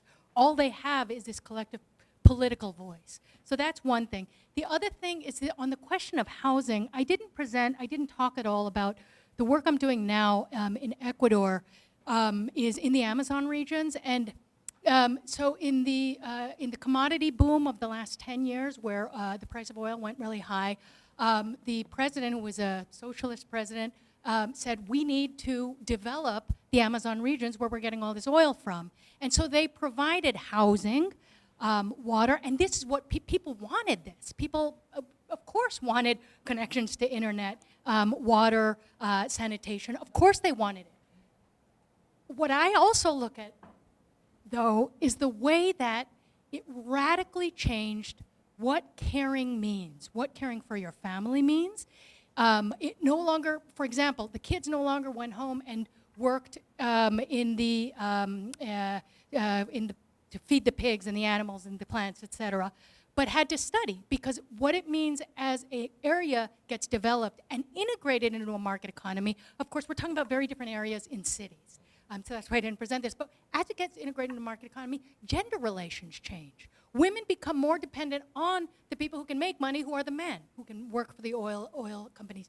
The kids no longer help out, but they have to study because they have to do well in school, because a formal education means something. So taking care of your family means providing a formal education, which is very, very different from what it may have been before. So we do need to talk about housing, and in areas like Latin America, it's called development.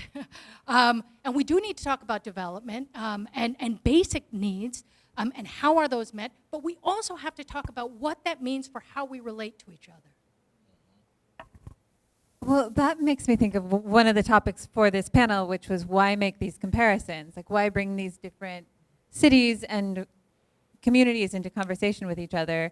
And when you were talking, I was thinking a lot about the agency that the communities in Bolivia, you were talking, the informal settlements had, and the self-organization in comparison to the agency that Skid Row had when it didn't succeed in creating a neighborhood council, but organized around, or tried to organize that council.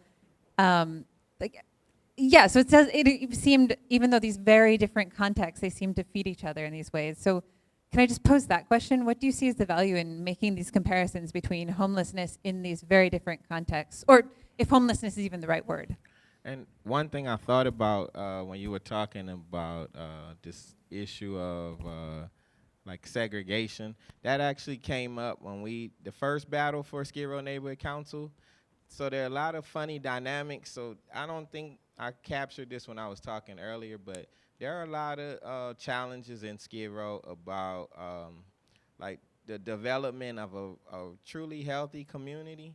So there are a lot of barriers in housing. Most of the housing is for single adults. And so there are a lot of structural barriers that prevent you from having partners, from having children. And so a lot of community folks for years have been advocating for a range of housing options so that we can have very low income family housing, which really doesn't exist in Skid Row. And so the supports that the neighborhood needs to really grow and expand, all of them aren't in place, for that reason. That's a major structural barrier. The only housing being built is like lofts, So where people are bringing families now, the irony. But when we first started fighting for neighborhood council, in Skid Row, there was another power dynamic with some of the major service providers. So this was like maybe about 19 years ago. We literally had to go before the main service providers and get their permission to create, a Skid Row Neighborhood Council. And we had a lot of debate around it, and they didn't want it, and part of their argument was, we're going to segregate ourselves. Why would we marginalize ourselves and just have, a Skid Row Neighborhood Council when we can be part of the change in downtown? So their perspective had nothing to do with, the reason neighborhood councils were created were to give voice to people who don't participate in government. So it's not about you anyway, first of all, but they weren't getting any input from the people in their buildings, the people in their program. They were making just uniform decisions on their behalf. And that major barrier, and they were a big obstacle in the initial effort, but there was this discussion about segregation, and which goes against the spirit of what a neighborhood is. Neighborhoods are segregated, and mostly self-forming. So that's the other thing. Like, people chose to come here. There were some people who were sent here because there are resources, but there are other people that chose to be here, that want to be here. So we have to build off of that, the sense of agency. Where do you want to be? I want to be here. Who do you want to be around? And what would allow your existence to be healthy, Well, to answer your question first and then come back to the segregation issue. Of course, we need comparative research. What we want to know is what helps people not to get homeless, how to get out of homelessness, also probably having what are the best measures to help already homeless people. But it's hard. It's hard because we do not have, compared to other research areas, the right data. So if I now learn from you, I have to think about a similar situation in Germany with an entirely different welfare state, with an entirely different urban structure, with much more public transport, for example.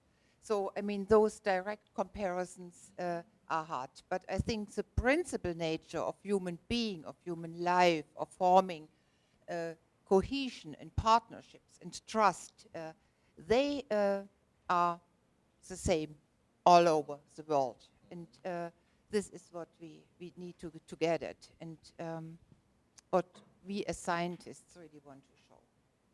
And that it, for this reason, now coming back to segregation, from time to time, segregation, which at least in Germany is something which we really want to avoid, as long as segregation means that you do not feel safe leaving one segregated area and walk to another segregated area.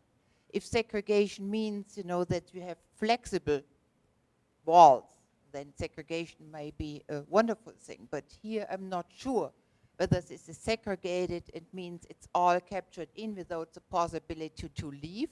I see the possibility to enter Skid Row, but I'm not sure about the possibility to leave. And this is another area of research which we need to know much more of. And this is why I deploy so much that we do not have this knowledge. One other quick thing I wanted to say about the neighborhood council is, so in LA, neighborhood council is also part of the political process. You know, so if you don't have a certified neighborhood council, it doesn't stop you from being an advocate. And so that's one thing I want to highlight. There's a lot of advocacy. There's a lot. Even I mentioned the creation of the Refresh Spot. That came from community advocacy. So that group still meets. There are folks that still meet and advocate and push their policies. So with or without a neighborhood council, that sense of having a voice, it's been here and it continues to grow. And I think in that regard, it's essential to framing some of the issues around homelessness, because a lot of times folks that are impacted are never at the table. And so but may I ask, well, but on the negative side, you know, I lived in Pacific Palisades, and the neighborhood associations really served as not allowing people to get in. I mean, this can also work in exactly the different direction, and I'm very happy that we do not have such strong neighborhood associations in Germany, I have to say.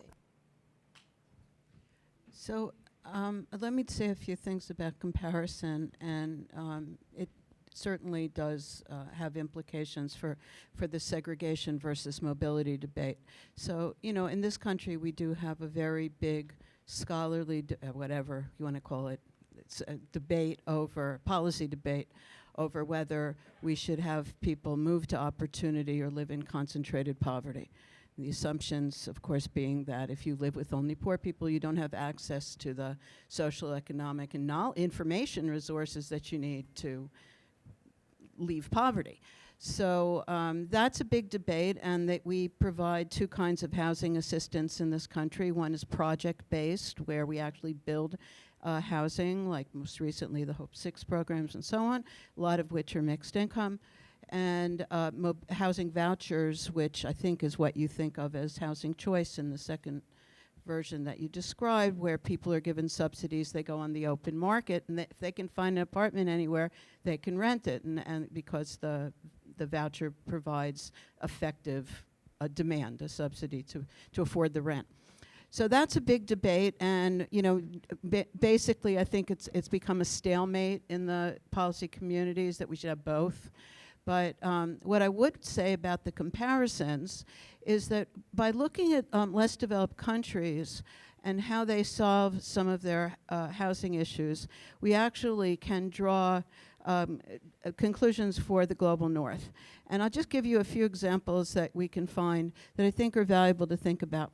One of them is in South Africa, where a lot of people live in shacks and backyards. And some of you may know that there's a movement in the United States now for tiny houses and what they call auxiliary housing units, where people can build a second housing unit and hook up to the utilities in town. And what they found in South Africa was, in fact, the people who lived in shacks and backyards were better off than people who lived in shacks that were self-built in their own communities, because they had greater access precisely to these public service resources that they needed, right? And so we're starting to see that in places where you had single-family housing, we now have an inclusionary zoning movement.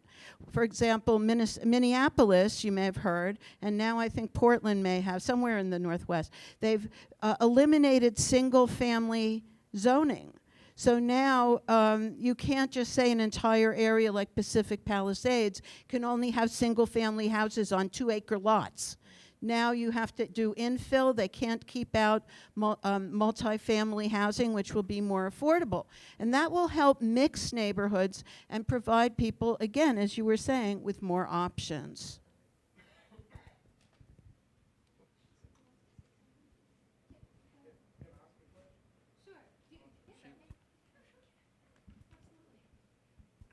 Good evening.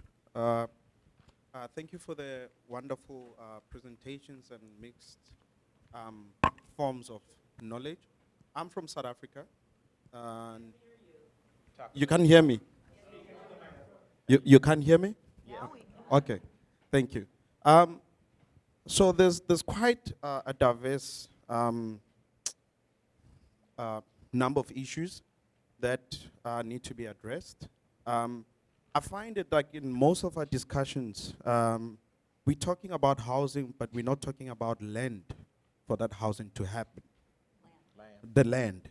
So I think it's a topic for the whole globe, and I like that you mentioned it in your presentation, and then Charles, you mentioned also the issue of indigenous knowledge, and I just want to say that one of the main problems is that my family is from rural areas, and they have big houses, all right? So this was what happened when they told me the history is that you have your own house, and then the apartheid government said everyone has to move. They want to take the land. And then they created a new, surname, so that they mobilized themselves as a village to say, this is our surname, and if we have those numbers, they can move us. And then they were not able to be moved. But the next following few days and months, there was helicopters flying, spraying poison to kill all the crops, all the animals, and it forced the migration towards the city. So there was a created diaspora where people had to move towards the city. But the interesting thing is that I'm working with a community engagement project in Northwest. No one is poor, no one is hungry. It's just lack of resources in terms of education, health, and accessing state, good quality education and all that. The reason why it works perfectly is because it's still a village and it's not run by the president. The chief is the one who mobilizes what the community needs, and they have community councils, and you don't have issues of homelessness because the chief has access to land. And anyone who builds there, they build the most beautiful homes. But they don't have all the money that we have. They have little money, but because they have that access to land, they know that they can formalize the process of home and housing. And I think in this discussion that we're having, we really also need to remove this power that we've given to government that they need to provide that housing, when actually if they give us the land, somehow we can actually change the narrative and create our own form of housing that we wish, that we know that we can create a neighborhood and a development that caters for us. Because I've seen it happening. It makes no sense that you would have a squatter camp in the city, and then most of that migration comes from rural areas, but the conditions are far more different. Because it talks about where is the money, and then how do you draw people into a space and create difficult conditions. So it is institutionalized, this issue of segregation, poverty, because it's designed to create a society that believes in the government. But I've seen situations where there's no government, but it works perfectly. So and to add more is that on the indigenous knowledge system, that community said, we want a retirement center. They called us as a university and said, we want a retirement center. But the whole day they spent teaching us their indigenous knowledge systems. And I said, you don't need a retirement center. You actually need an indigenous knowledge system center where you're going to teach the youth to transfer that knowledge for intergenerational. And then they said, that's what we want. We just didn't know the word to use. Because language has also created a limitation and understanding of who we are and where we're going as a nation. So we need to change the narrative in policies and also in terms of accessibility to land. Well, I had a couple of very big number of things to say, but I'll just say a couple. One of them is this question of the government providing. There's a discussion now in Latin America with, I don't know if you guys have heard of the left turn in Latin America, so you began to have left-leaning presidents in Latin America that had redistributive policies. They called themselves the socialists of the 21st century. And so the discussion became, do we then expect the state to provide? What is the public? And so part of what happened in Ecuador, and it's also happened in Bolivia, is almost a taking away of agency. The social movements were weakened. The indigenous movement, the pictures I showed and this protest of the indigenous movement was a sort of a reunification of indigenous forces that had been really weakened by government provision of things like things that are really important. I mean, it's a really difficult question because of things like housing, water in Amazonian regions. So the questions, I mean, for me, we're talking about concrete things that need to take place, like how do we get people's basic needs to be met? At the same time, though, all of that means that there are certain ways that we relate. There's certain things that are legitimate or not legitimate, depending on how we provide services. What the Bolivians were protesting with the privatization of water was not that they didn't want water. They were protesting the fact that they weren't going to manage their own systems. Neighborhoods had made wells, et cetera, and they weren't going to manage them anymore. And this really, they couldn't stand this idea. So I think that the question, and this actually comes back, I think, to the question as well of knowledge production. And it comes back to something you were saying too, but I don't remember what. But we have to think about what we're doing in terms of what we're providing, how we're meeting needs, but what work does this provision of needs, this provision of services do for how we relate and how we live in common? I mean, that for me is a really important question. There was, really last thing, there's a fantastic historian and anthropologist named Timothy Mitchell who works on Egypt. And he writes about this historical moment when the great map of Egypt was drawn by the English, and it was basically trying to define where all the property lines were, who owned what. And what he argues is that this idea of formality and informality, he calls the line between formal and informal, not a line at all, but this huge field of struggle. Because what he says is, it's not that people didn't know who should be able to be on that land before. It's that by establishing formal property rights, the state, and in this case, the English system, were the authorities over who had which land. So, I mean, these questions, I think, I think this dialogue is great because I think we have to think about all of these things, but also about kind of how do we live together? How do we take care of each other? I really like this shift of paradigm from housing to land. But if I transfer it to Germany, then it immediately comes up the question, where is this land located? And in Germany, we don't have a lack of land. We also don't have a lack of housing. What we have is a lack of the match between where the houses are and where the workers. And the same would happen if I switch it from housing to land ownership.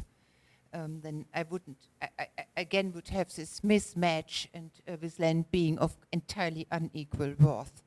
So we have to think this through. By the way, thank you very much for your presentation yesterday and the smart movie which you also showed us. on migrants, and probably we can talk about migrants and where migrants settle down, and the housing of migrants, and the acceptance of migrants as well here. And something I talked about earlier for African Americans here, this whole historical trauma piece kind of relates to what you were saying about displacement and folks that had land, folks that had access to land that historically were forced off their land. You know, that's part of our historical experience as well. You know, why some folks migrated to cities to get away from, you know, some of the Jim Crow policies and the terrorism, Ku Klux Klan, and some of these racist organizations. So that's part of our historical experience as well. But when you were talking about the land, occupying land and reclaiming land, actually, you know, I'm glad you raised the point, because I thought about that when I was preparing my comments. I didn't even consider that we should be fighting for ownership of land, because our experience here has been so brutal. You know, trying to access, you know, we talking about trying to access housing, nonetheless, you know, land ownership. But I think we need to think about that, because I know there were some folks that were talking about these co-op ideas about communal ownership. And we need to explore that. What does that look like? Communal land ownership, communal housing ownership. What does that look like? Because that empowers communities. And we have to think outside the box, because sometimes we get in these narrow, you know, these responses to these issues. And like I say, even me formulating concepts, I see some limitations, because we need to think broader about some of these issues. Absolutely. I just would add a couple of observations. One is that looking at examples of communities that demand land rights, one of the things in the United States where displacement could possibly occur is that some places have a law called the tenant's first right of refusal. And I'd asked if you have it here in LA, I don't know, but there are a number of cities that have passed a tenant's first right of refusal, so that if a building where people are living, if they want to maintain their community, that they have access to, before a landlord can sell the building, the tenants who are in it can organize, and they are they can be the first buyers. And in addition, in Washington at least, the city provides loans to those tenants so that they could have the capital that they can then pay back. But what they do in that way, it's like building a co-op, and even more so, the community land trust. Because if you land trust and you assemble land where affordable housing is located, then you can maintain its affordability for the long term. And you put that in the deed restrictions. And a lot of people know about limited equity co-ops. They're primarily in New York City and the East, but there are some here too. In Santa Monica, right. So there are some places where this takes place, and it's used as a way for communities to maintain their community so that they don't get displaced by rent hikes. And it very much follows this idea that, you know, if groups of people come together to demand land rights, that they can actually preserve community and housing quality. Sure. A community, well, it's a trust. So what people do, yeah, it's almost like a corporation, okay? They incorporate where the corporation own the land, not the individuals who own units built on the land. So it's like you separate. Remember I was describing those trailer parks, okay? Well, one way to prevent the takeover of trailer parks and the eviction of people from, from their mobile home parks would be for the people in the mobile home park to band together and purchase, have the right to purchase first, before any private market buyer could buy it. And that's what happened with the foreclosure crisis. You all know that, right? With the foreclosure crisis, everyone lost their homes and were evicted, and then the banks swooped in And they took them over, and they sat there vacant. No one, everybody had to leave, but no one used them, and they just sat there and speculated until the value came back. Now the banks are doing very well, thank you. But if those neighborhoods were able to have bought the land in the community, then they would have been able, even if they were underwater, to stay there, because there would be separate mortgages, one on the land and one on the unit you live in.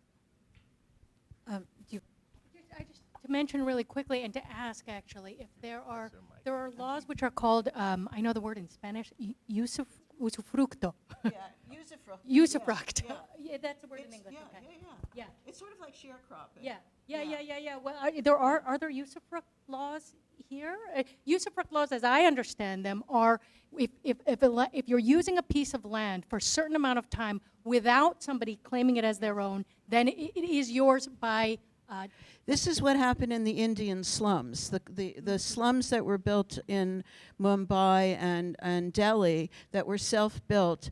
If you lived there for a certain amount of time and you built, you improved your slum dwelling, and the favelas, they had that too, then the government would recognize your ownership over it. And and you're right. Does that exist in the U.S.?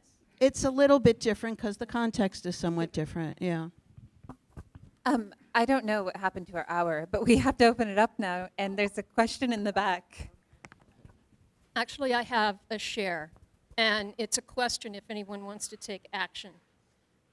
If you read the Los Angeles Times digital edition, which is one of the only news things that I can get because it's all I can afford, once a week you will see that there are 100 to 140 pages of luxury homes that are the mainstay of 40 pages of the newspaper are news, and 100 to 140 pages are advertisements for luxury homes. To that respect, I'd like to get my hands on a distillation of the talks and presentations and the dialogue here.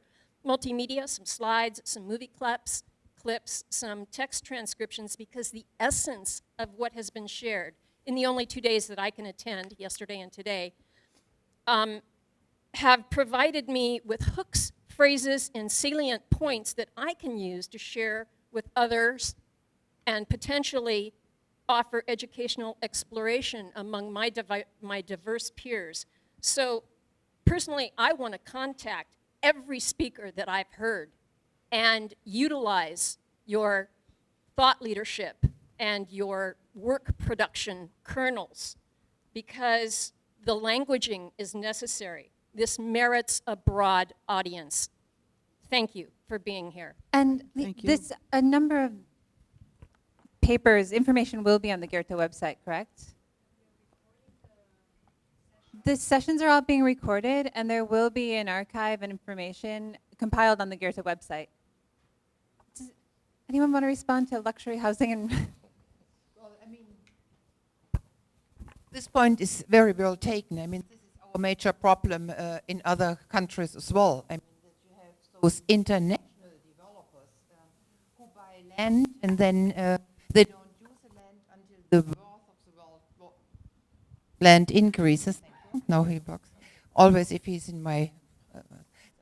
and so we have to stop it. And right now there are at least a couple of parties in Germany who really to change how the system works. But let me come back to this rental market versus ownership market. And this all comes, notion of owning land, of course, has something to do with comparing countries which rely on rental markets as Germany. So home ownership is very low in Germany. It's probably 25 or 30%. It increases steeply now, but historically we were very proud that we had a rental market, which was considered to be much more social democratic and these things. Now that we lose control over the rent development, it entirely changed, obviously. So, and but I also see, of course, disadvantages of this home ownership model. And for this reason, international comparisons, again, are more than helpful.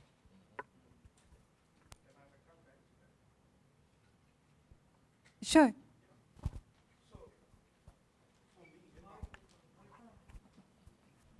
Here, this one works. Okay. The model of, I like what you're saying about the comparison between different worlds, which is good, because then we get to understand how different worlds operate, right?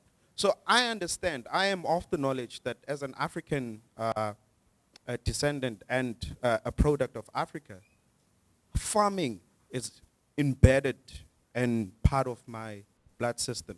Because this is something that my father used to do and my mother used to do from back home when there was no formal schooling system. So the notion of education has been changed. And the narrative that I have to go work to buy the same potatoes that my mom used to grow herself, it's absurd. It is disturbing. So in our society in South Africa, they know that you give the farming, you have given food security, and you've given housing security. Then the need for government is limited. The power is being taken away. So each and every country, land can be used to deassociate and relinquish power for different reasons.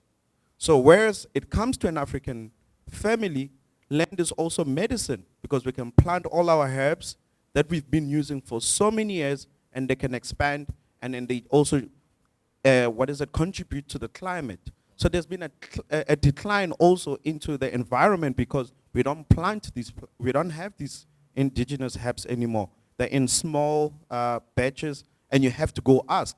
And the beauty is that in villages, you can actually go ask a neighbor to give you a flower or a plant, a herb, and then you grow it yourself.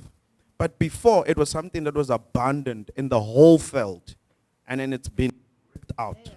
So land is different for different communities. Yeah, and land is different in different economic structures. We're in a market economy, and developing countries are being integrated into market economy, and this has its supposedly beneficial things, but the possibility of neighbors sharing, for example, I don't know, it seems to me that that's like the big elephant in the room. I mean, we live in a capitalist society where inequalities are part of the way that the system works. I mean, I don't know how, and it can be gentler. It can be a socialist capitalist system, but I guess this is from the places I'm in. What the hope for is a way of organizing ourselves. So farming, for example, farming in a market economy would be the same salaried work, perhaps, that going to work somewhere else is. So what I'm saying, I don't know what I'm saying. What I'm saying is that it seems to me that we have to also talk about the way that inequalities are produced in the different structures that we organize ourselves in. Well, yeah, I was much more thinking about giving people a basic security. And this basic security may be given by land. It may be given by unconditional basic income, which we discuss in my country right now. So there are probably thought measures how to reach this basic security, of which I think everybody needs to have. And it also brings up the issue of food insecurity, but that's an issue also in LA, urban settings here, that folks are developing models for community gardens, and so, but also to echo your point, that's the experience of, black folks here in America. Most of our grandparents were farmers, and I've actually met some folks in Skid Row who were farmers, and they're like, if you had a communal plot of land, I could grow some things. And so that's another way of looking at the assets that you have and finding a way to use land to address, multiple needs, because there are a few pockets. Some of the nonprofits will have like a community gardens, but I've seen that as another model. I think expanding that too, as far as supports that communities need, to access, because that is also a way to share knowledge, and to preserve traditions. That's important. Is it working? Can you hear me? Yes. Yeah. I think for me, what you raise about land is interesting, because when you have the land, you can work incrementally, and you can do it yourself. And I think here's the difference between, Jutta, you're saying the system must provide the basic rights, but the system in South Africa doesn't give a shit about the basic rights about people. So if they can, and they invade the land, and then they make it work. And I think we are at that point with the SDI Alliance and the work we've done, where that is what you do. You don't take it, otherwise you're not going to have it. And I think it's going to come to that point that if you walk around Skid Row, why are people living on pavements when there are parking lots, there are empty buildings? That's not, at some point somebody's going to take over some buildings, and if that can be organized and done in a sensible way, it's been done very successfully in Brazil, for instance, in São Paulo. It's like really great case studies of how that works, and people are so smart about it that the building owners realize that the communities are actually adding value to that property. So they don't have to panic entirely about what's happening to their property. But for me, from South Africa's idea that there's some benign force that is going to provide for people because we say they have a right, that to me is a pipe dream. No. So this is why I said, well, we need to have functional equivalence, if you put it like this. I mean, the functional equivalent to your land ownership in Germany would be much more to have an unconditional basic income, a sort of the basic security, because we do not have those fertile lands, or only in parts of Germany. So if we think in comparisons, we have to think about functional equivalence, I think. And the good being security, long-term security. You should vote for Andrew Yang if you like universal basic income. I wanted to just add that urban farming is what I have a student writing a dissertation on urban farming in Austin, Texas, and Boston, Massachusetts. And what's happened is that some of you guys were talking about jobs. So one of the things that community gardens, the first generation created community land trusts for these community gardens so that cities couldn't build on them, so that they retained their green or public space quality.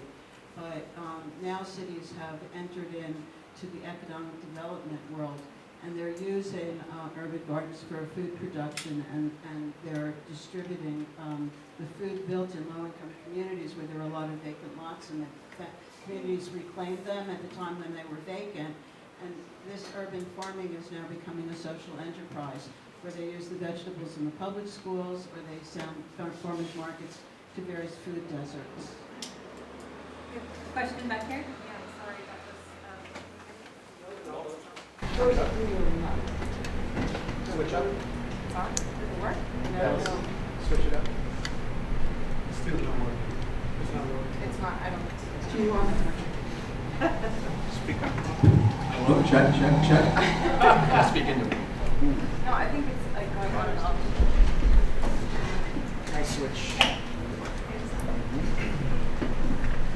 For the recording, sorry. It's okay. Sorry, just going back to the question of like security, I guess, and what we haven't touched upon so much, and I know this is also a fairly recent thing, obviously, but it's the digital territories, right? And thinking about like how one is deprived of digital territory, for one thing, as like being on the street, not having access to that, but then how governments and the private sector is sort of like taking that place so much and starting like a whole other level of policies and rules that we really don't have access to when we're on the street, or like even like there's it's a very complicated territory, I think, as well. And I mean, there are certain ideas like blockchain, whatever, that try and democratize that in a way. But it's that's I guess like a whole other thing to think of.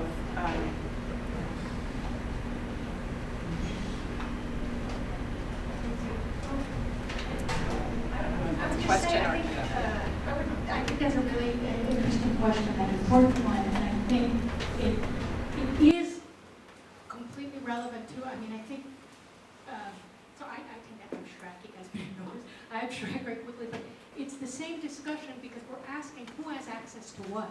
What are the, can we talk about commons, can we talk about public, what's the difference? And your question is really like, who has access to this entire world now that is important for us to be able to get work security, jobs, etc. Can I add to that? Or can somebody else? I think we have another question. We're running it low on time. We've got one more question. But then we can obviously continue this into the night. I also have a question. Then we take 2 questions. Yeah, and my question is, you're talking about then security and all these turbulent things. And my question is, in a world, in a world that is increasingly migrant and moving all the time, how do we balance between this need for security, ownership, and rights with the need to move all the time?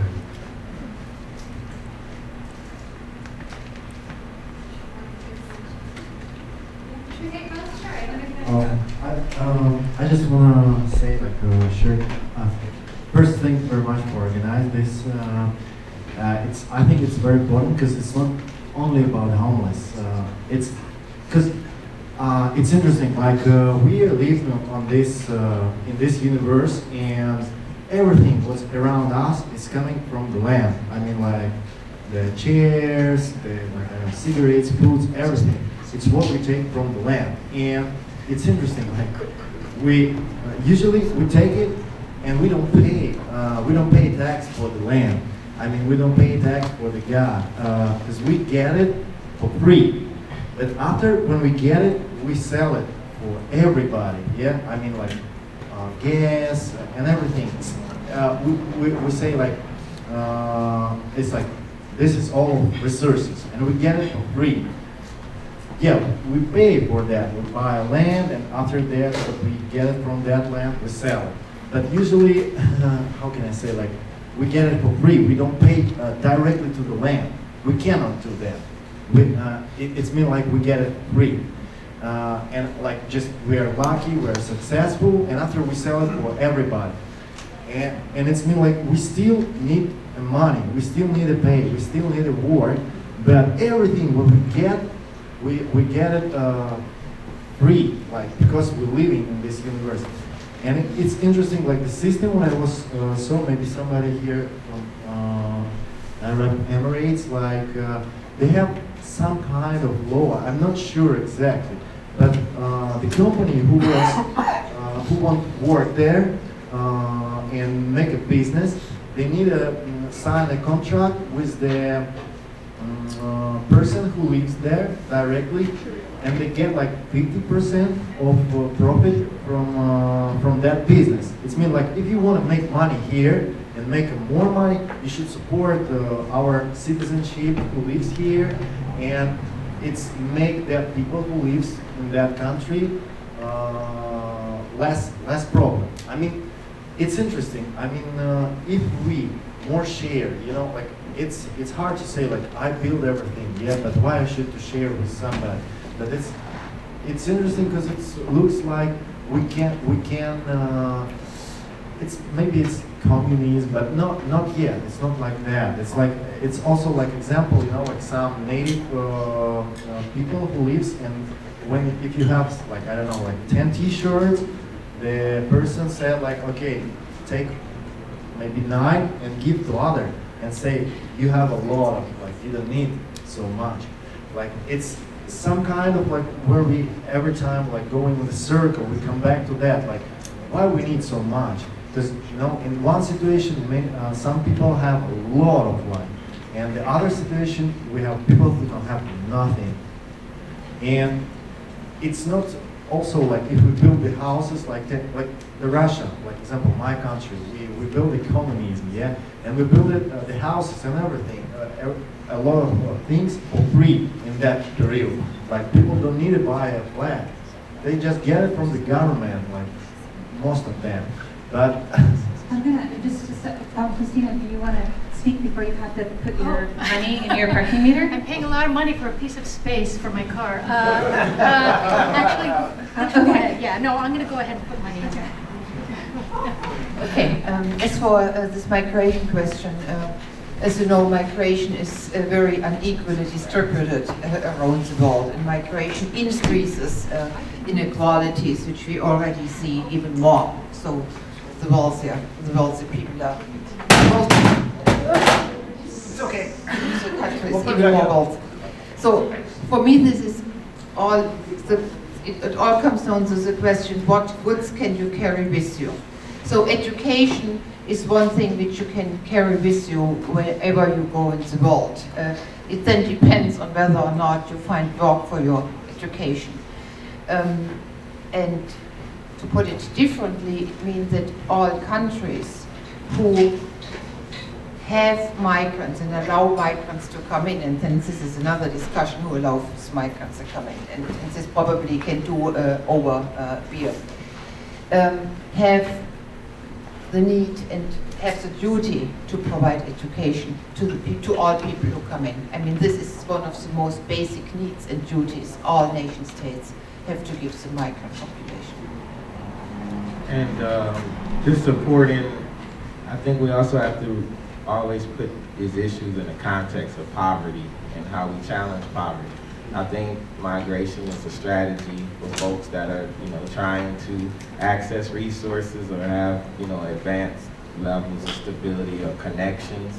But there are other folks that are going to be where they are. They're right here, they're going to be there, and their functionality, that's where they want to be. I think for us is expanding the range of options to just support ways that people can get out of this cycle of poverty, and how we can come up with creative strategies to do that, I think is important. Another point that I thought of when you talk about land, so there's a whole other issue about just sense of like wellness in land and connection to the land and spirituality. Because there are some communities that their ancestors are buried in the land, and that's very significant when you don't have a connection to that, or you've been separated from that. It's a cultural thing. Like a lot of cultures, people believe that the ancestors are part of your extended family. They're still part of you, and part of wellness is your relationship to your ancestors. And I think that is a challenge to a lot of Black folks. That's part of the trauma we deal with, is our connection to our ancestors, and to the land and the places where people are buried, and how we can preserve.